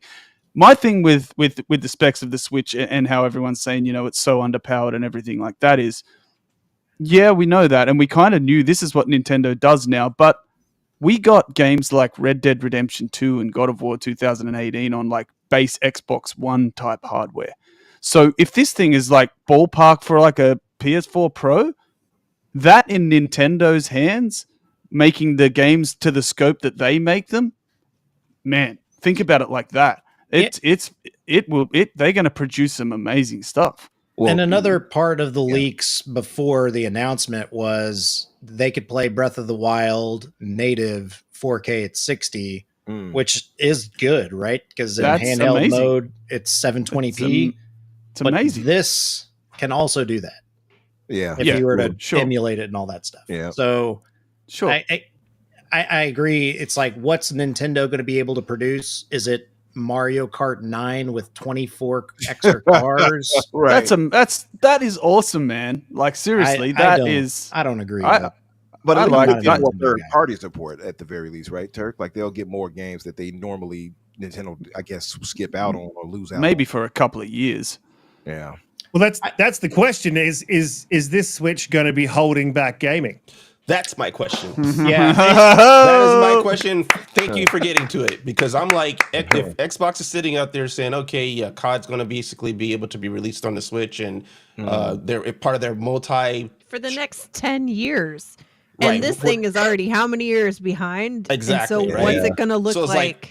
Are we not going to be able to get the best versions of some of the games from Xbox Studios because they have to make sure that they can run on the Switch too? Well, we were always told scalability. So yeah, I just want to use the same language when it comes to this. Yeah. So there's two different issues there, right? It's what can Xbox produce to play on the Switch, and like y'all are saying, Call of Duty should be able to run on this grade of hardware. I've done the tests.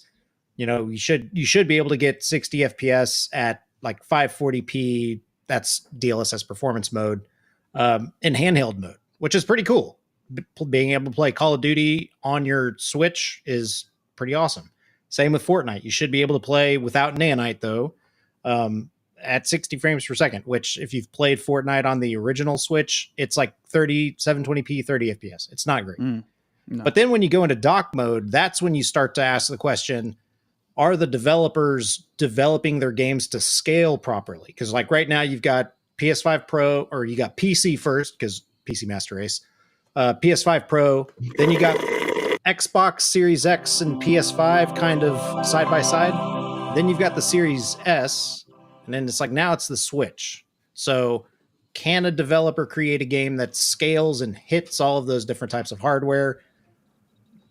PlayStation games don't scale well at all, but some of the Sony game or some of the Xbox games. You think though, Terk, that may be the case? Because some people are like Cygnus, for instance. He says as long as third party are not doing day and date, do you think it'll be the case that maybe they'll just release them on these other platforms and then have support team, I guess, port them down and scale it down for the Switch too later? I think the biggest hurdle is going to be porting between x86 and the ARM CPU cores. If you're using an engine like Unreal Engine, it's a couple of checkboxes and radio boxes to go between the two. The biggest hurdle with the Switch was it was just so underpowered, right? They had to take out all the stuff for memory issues. The Switch 2 shouldn't have a lot of those restrictions. And given that it has more memory than the Series S, I don't think it's going to be as hamstrung in that regard. But there will be challenges because there's that architecture difference. Let's see. Yeah, so 12 gigabytes of RAM versus what I think the Series S is 10. What was it? So in a sense, it's like current games that we see should be fine, right? But so what's the difference when they say all right, certain games that are made that are next gen only that aren't going to be able to run on, say for instance, like the Xbox One X, right? So say for instance, help me out here, Senua's Hellblade 2, right? Hellblade. That can only run on current gen hardware, right? So a game, if you're making the next whatever the next COD is, I'm speaking specifically to the games that Microsoft has put themselves in that position to say, hey, we're definitely going to try to put this on PlayStation and also bring it to Nintendo. well, what is the next iteration of COD that you're going to do? And are you going to basically, are you not going to be able to like really kind of go for something technically because you feel the Switch won't be able to run it? That's the part I'm kind of curious about. Yeah. Or is it just going to be like, you know, are you going to have a way where like it's going to, like it'll be able to run on whatever the next Xbox is, right? The next gen fancy Xbox is doing, and PlayStation. But how do you make sure that it's also going to run on a Switch too, if it's comparable to, you know, a PS4 Pro? Yeah. So as far as COD's concerned, Call of Duty is developed to run on the PS4 already, or Black Ops 6. So that game is designed to scale well, especially since it has esports implications, and they don't care about quality settings. Okay. They want frame rate. So the Switch would benefit from that alone and should be able to run. I have to find a game I have to uninstall, and I can install Hellblade 2 on here. I've got my test rig. You can't see it on the camera, but I've got the handheld setup right now. Give me like 5 minutes and I'll give you an answer on that one. It's like real time testing. Real time, damn. You heard it here first. Yeah, beat that, D. No. This is what I do for a living. This is what I do for fun. So I really like these kind of hypothetical questions. It's like, what killer app is coming and can it run on whatever types of hardware? And like, I like to do that and try it out and see what happens. And that's why I got Black Myth Wukong to work on a little potato. And we needed you here for those Black Myth. Right. I think it's useful.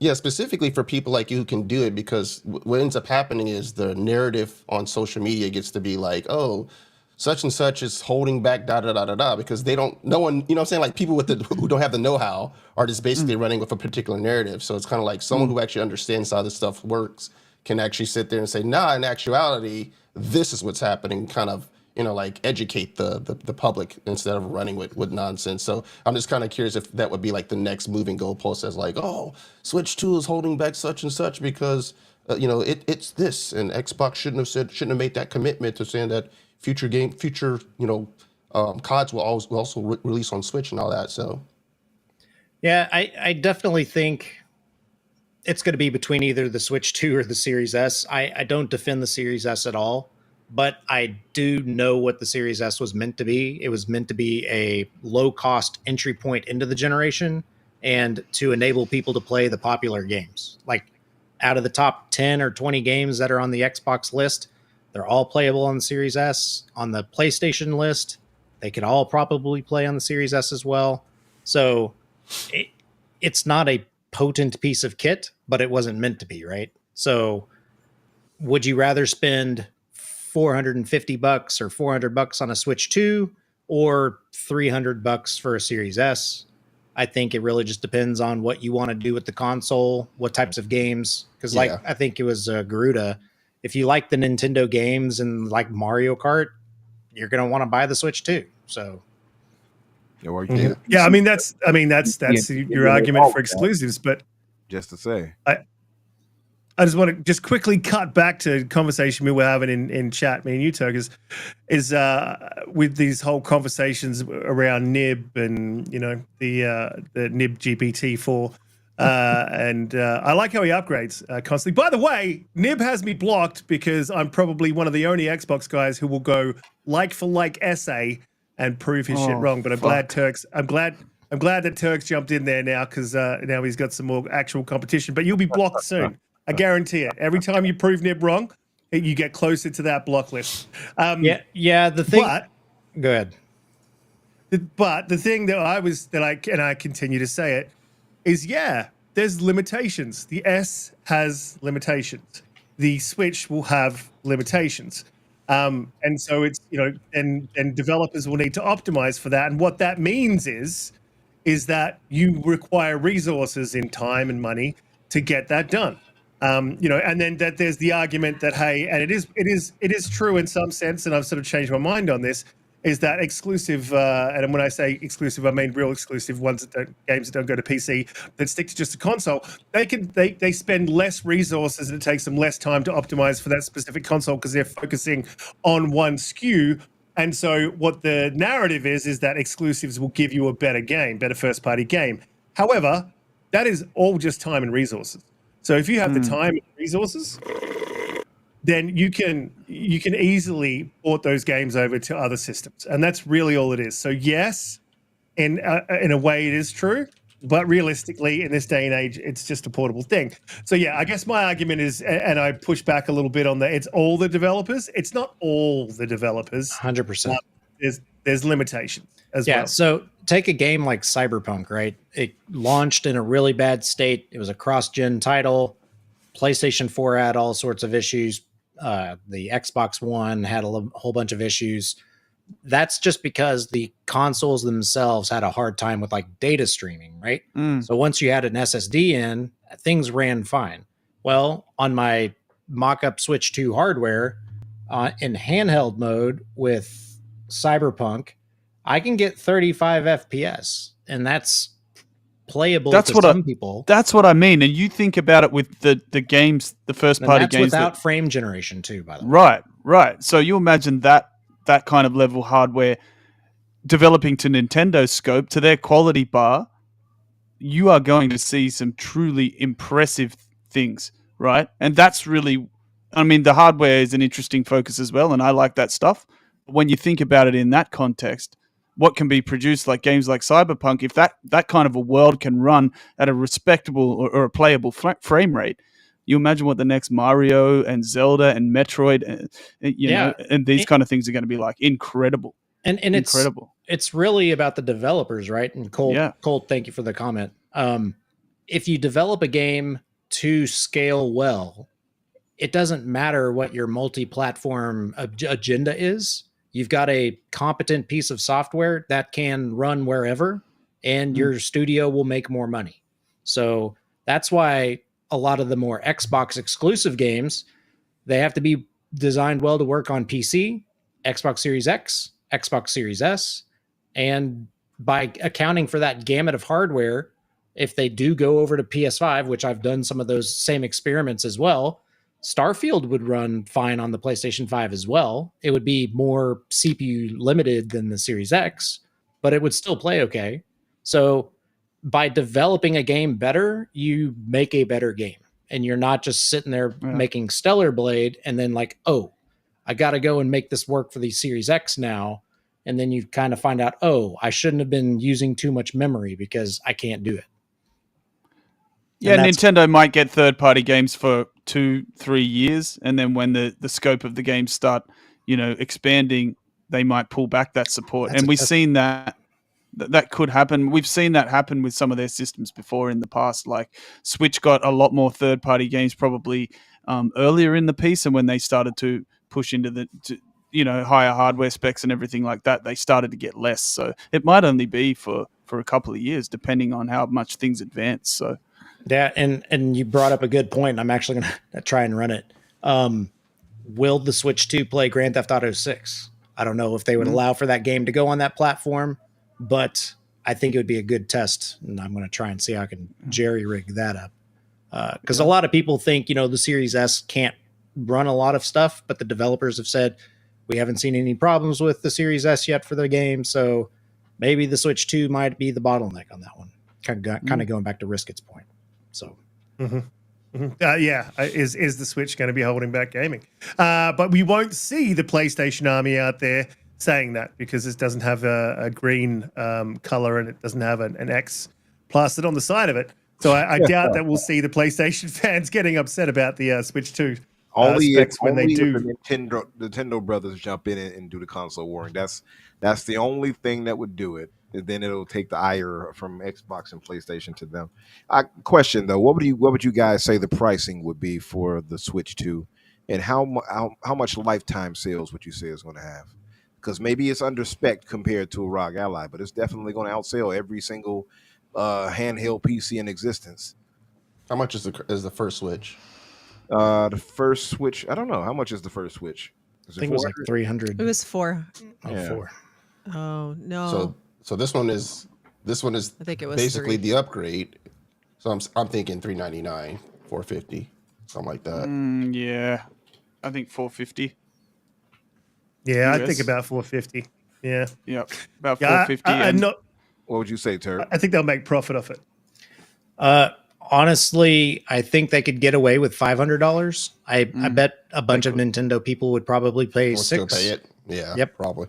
That's Um, crazy though. To be like, I can pay $500 for this, or I can get a more powerful console between both Xbox and PlayStation for that same price. So I mean, again, it suits your needs. It's based on what you Nintendo, play, but that's still kind of crazy. Like if I'm just basing it off of capabilities of the machine, it'd be crazy to spend that kind of money up to $600 for a Switch 2 versus a console like a Series. I Series X. Yeah, but ultimately they have exclusive content though. I ultimately think it'll be between 400 and 500 because they also have to keep in mind, a lot of their audience is family focused stuff and they need a disposable enough type of console where if someone drops it or if their dog steps on it or whatever, they get replaced. And that's why they've sold a lot of these consoles, guys. There's not like 180 million people trying to buy these things, right? So Right. it needs to be replaceable. It needs to be it doesn't need to be serviceable.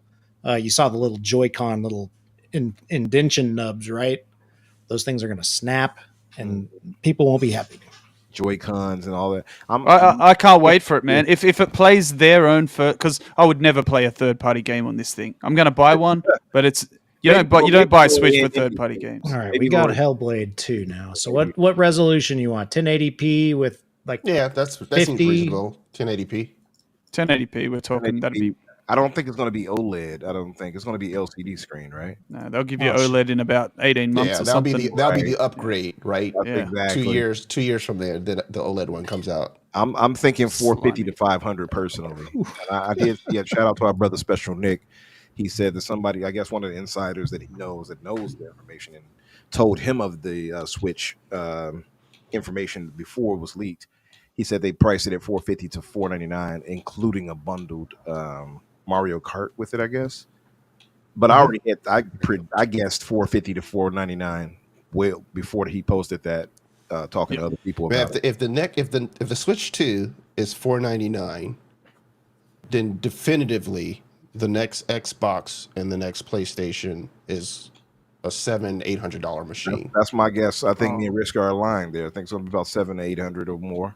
Be close to $1,000, I think. But anyway, Yeah, so I got 1080p ultra performance, which is 360p internal resolution. This is handheld mode. On the last fight with you, if y'all have played Hellblade, the last fight's got that one really ugly looking dude and all the fog and stuff. Yeah. I'm getting around 22 FPS. So this would be like handheld mode. So you could probably play it with docked mode. Dock mode. yeah, So yeah. I'll do more testing and I'll put it in my video. Germany, who was just, I guess- he's not a Nintendo fan. One of the biggest questions I think that we should probably ask before we get out of here, because we're definitely over that 2-hour mark, which I try to keep it to, is Holly, you gonna buy this one and keep it in the box, or what's the plan? I'm gonna buy it. I like You asked for Nintendo. the second part. I use mine. Yep. I'll get two. Play it. Probably get two. Only if Kai. If it plays all of their first party games at 60 FPS and it loads faster and the online's a little bit better, that's all I want from a Switch. I just want the games to run at 60. That's it. Their online is sucky. By the way, their friend code situation is stupid too. They need to change that. Yeah. So one thing I Yeah. didn't talk about was how they're using NVIDIA and their Ampere-based GPU. I don't like talking about NVIDIA for personal reasons, but NVIDIA's DLSS in their frame gen is really awesome. And I can guarantee you that Nintendo is pushing on their devs saying, make sure you leverage all of this stuff as best as you can and get every ounce of this silicon in use. And I think they're all going to be like, yes, sir. And it'll be pretty good.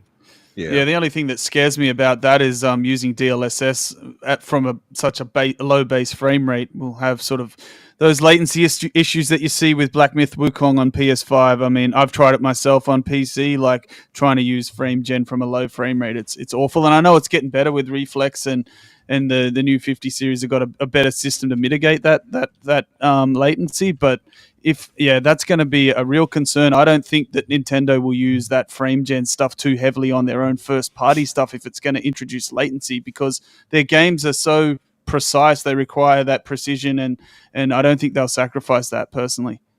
And then another thing, a lot of the viewers can do this as well. Pull up a gameplay stream on your cell phone and change the quality settings to 360p and put it in a normal viewing distance and see if you can tell the difference and what threshold you can see the difference, because that'll be effectively what a gaming handheld would look like. Yeah, good so point.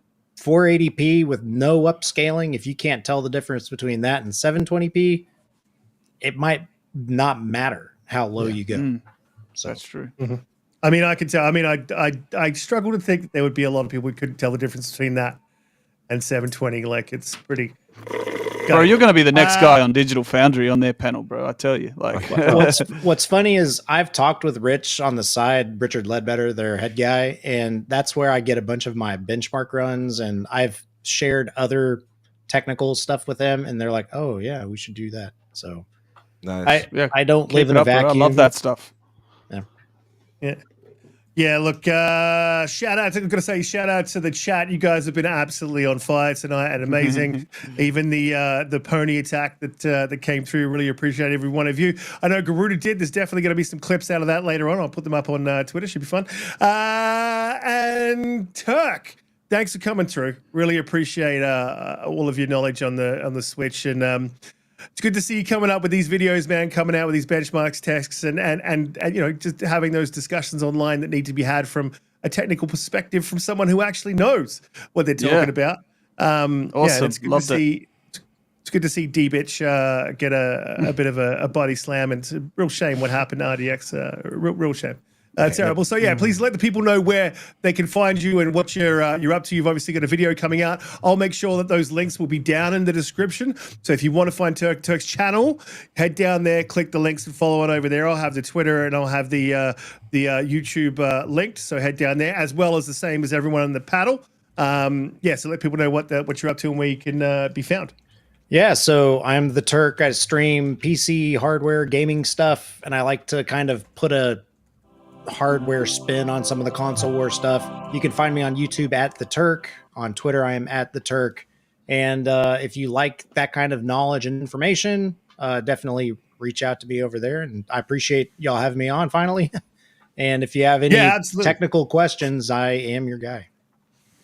Yes, yeah, he definitely is your guy. We've been talking. It took a while to get you on because we spoke earlier on. We were going to get you. I think we had a space and we spoke in the space, and then we were going to get you on.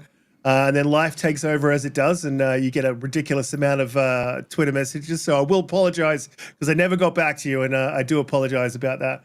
Yeah, no worries. And then I saw the war with Ding, and I'm all like, I know Terk. Oh yeah. And then I was like, hey, we're gonna have a chat about this whole Series S thing. And then you were like, warring with Nib is what got you to re-energize and reach out. So, Nib was my arch nemesis for a long time. And I don't know how we all deal with the whole social media politics, but I will be on for Tanga's show tomorrow, and I'm actually going to talk about how I got this little guy to work with the Black Myth Wukong and completely demolish Debauch. So if you're interested, follow him there. I do love a good D-Bitch, the demolishing. Umbra, another fantastic week. Good fix this week as well. Let people know where they can find you, what you be up to, what your plans are, and all that good stuff. Man. Well, first and foremost, gaming wise, I'm just going to finish up The Witcher 3. I beat the story already. 200 hours into that on Steam. One of the only games I've bought maybe 5 times ever. It's one of my Mount Rushmore of games, so I had to, right? And I got it on Steam, got these mods on it, loving it. I'm on a DLC now at the end of Hearts of Stone, moving into Blood and Wine right after that. And I got to get back and finish up Indiana Jones. I was at the end of that nearly, so got to finish that up. And yeah, I think I'll be doing possibly a podcast. I typically jump on a new friend I've made. She talks about the shows like You Severance. getting consent to jump? Yeah, You finna jump Jumping on up on we stuff. know- consent? I don't ask for going on there? nothing. I'm just jumping right in, player.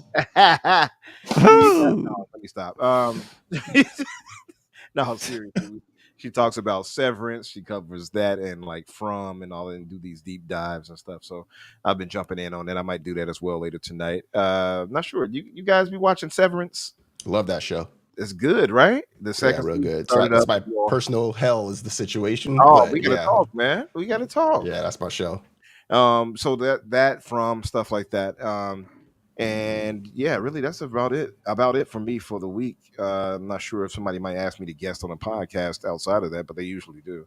But so we'll see. Aside from that, great panel today. Thank you all for coming through and kicking it with us in the chat. Terk, thank you for blessing us with the knowledge, brother, and giving us your time. I know you had other things to do, and you're a busy man, I'm sure. So thank you for that. Yeah, look, as well with that podcast number, I'll link that in the chat, or send me that and I'll drop that down below if you guys want to go check out Umbra talking about Severance. I don't know what Severance is. I've never watched it because the only movies that I watch are Disney movies and usually TV show. on rerun. So yeah, because kids, Yep. they sort of take I up feel ya. the Yeah. I've got three TVs in the house, and someone's always on one, and it's tough. It's tough around here, man. Holly, first world problems. Let the people know where they can find you. What's going on with you? Maybe flash up that flashy Indiana Jones coin once again. Let people know how they can get one of those in a giveaway or whatever is going on with that, and all that good stuff. Yeah, I just want to say thanks to Terk for coming on. I have some questions, so I might message you and ask you some questions about some tech stuff. Sure, yeah. Great. And no, it was good conversation. I think you're gonna have a very good time tomorrow on Fritanga's show. Where's it turn in? The Tuesday nights at 5 p.m. Central, I'm on the Renegade Realm podcast on Red Wolf Renegades channel, and back here next Friday. That's it. That's all I got. The coins? With the coins. Oh, yeah. And we do this coin thing, which I showed already, but there you go. Oh, Oh damn. my god, it's beautiful. Wow, that is See the fantastic. snake? I know a Chicago friend of mine got one coming my way. Ain't that right? Oh, man, that's so good. They're getting better and better, those coins, huh? Yeah, that's gorgeous. Yeah, he's There's on his game, man. there's the Call of Duty. Oh, bruh. Wow. That's, oh, yeah. Yeah. Here's the back Going of back, that going one. back. There's The one more. wolf. Wait, that's the back wolf of head. the other. Red We did three Call of Duty. They all have the same front, and then there's the three different back, Gladiator. and then Oh, there's the limited edition that was Oh, only at bruh. Gamescom. That is awesome. Yeah, and I didn't get one, unfortunately, but that's all good. Oh, yeah. And They I'm ran probably out the both- only one who both likes that days. game. I love that game. Sea of Thieves is dope. So, yeah, I Oh, just, no, bare bones. That's all it was. You'll see Zorka in that, man. I had a good time in that. I actually started some shit and got tied up and put in the brig. But it was by I think they were Chinese. I'm pretty sure they were speaking Mandarin. So it was a bit of broken English. I begged to be set free, and when they set me free, I tried to sink their ship, so they killed me. It was risk it. Risk it. Risk it. What's better than eating a mandarin? Oh, Oh, man. I don't know what you're talking about. Big man. is I'm gonna move on They're to that one. currently they're currently not for sale. I saw a couple of people asking right now. As of right at this moment, they're not for sale. Only for giveaways. So Yeah, absolutely. maybe Yeah, that no, will you change just in the keep future, but not now. keep an eye out here each week because Holly will give a shout out to the shows that are doing giveaways that week. Yep. So you will find out here or on Colt Eastwood Show or follow Holly's link is in the description. Go down there, follow Holly and follow Ben Kenobi 2020 on Twitter. And you'll find out where the giveaways are and what you need to do to get one. Donte, thank you for coming through, man. Really appreciate you racing home from work. I know it's a bit shitty with the time change, so I appreciate you getting here when you can. And we missed you last week, Ben, so it's good to have you back. Let people know where they can find you, what you're up to, and all that good stuff. Yeah, he said racing home. On Fridays, I work from home, so I just got to sign off and then switch over. But I appreciate you for giving me that lookout, yo. I was making it sound like it was... I'm happy to be back. Shout out to Terk, man. First time coming across meeting you, but pleasure having you on the show, man. It's really, really good information. And you've been a fun panel member, so thank you for coming and rocking out with us. And shout out to the chat, man. You guys have been great. Even our homeboy Albert, who's get your PlayStation money, man, because you fought hard and valiantly in the chat for PlayStation, Albert G. So hope you out there. Salute to you, Albert G. You can catch me on Thursdays at the Fix with my homeboy, my co-host Daniel McG. Oh wait, sorry. I'm taking someone else's shine. My bad. Oh, wait a minute. My bad. My bad. My bad. No, catch me here Fridays. Catch me on socials. Donte J Moody between Twitter, Blue Sky, and all that good stuff. And yeah, salute. I'll see you guys next week. Awesome, man. Garuda, you're out next week. We lost you for 2 weeks, man. Yeah. It's good to have you for these 2 weeks. So Garuda is with us every 2 weeks out of every 4 weeks, so 2 on, 2 off. But it's great to have you with us, man. Let people know where they can find you, what you be up to, what all of that good stuff.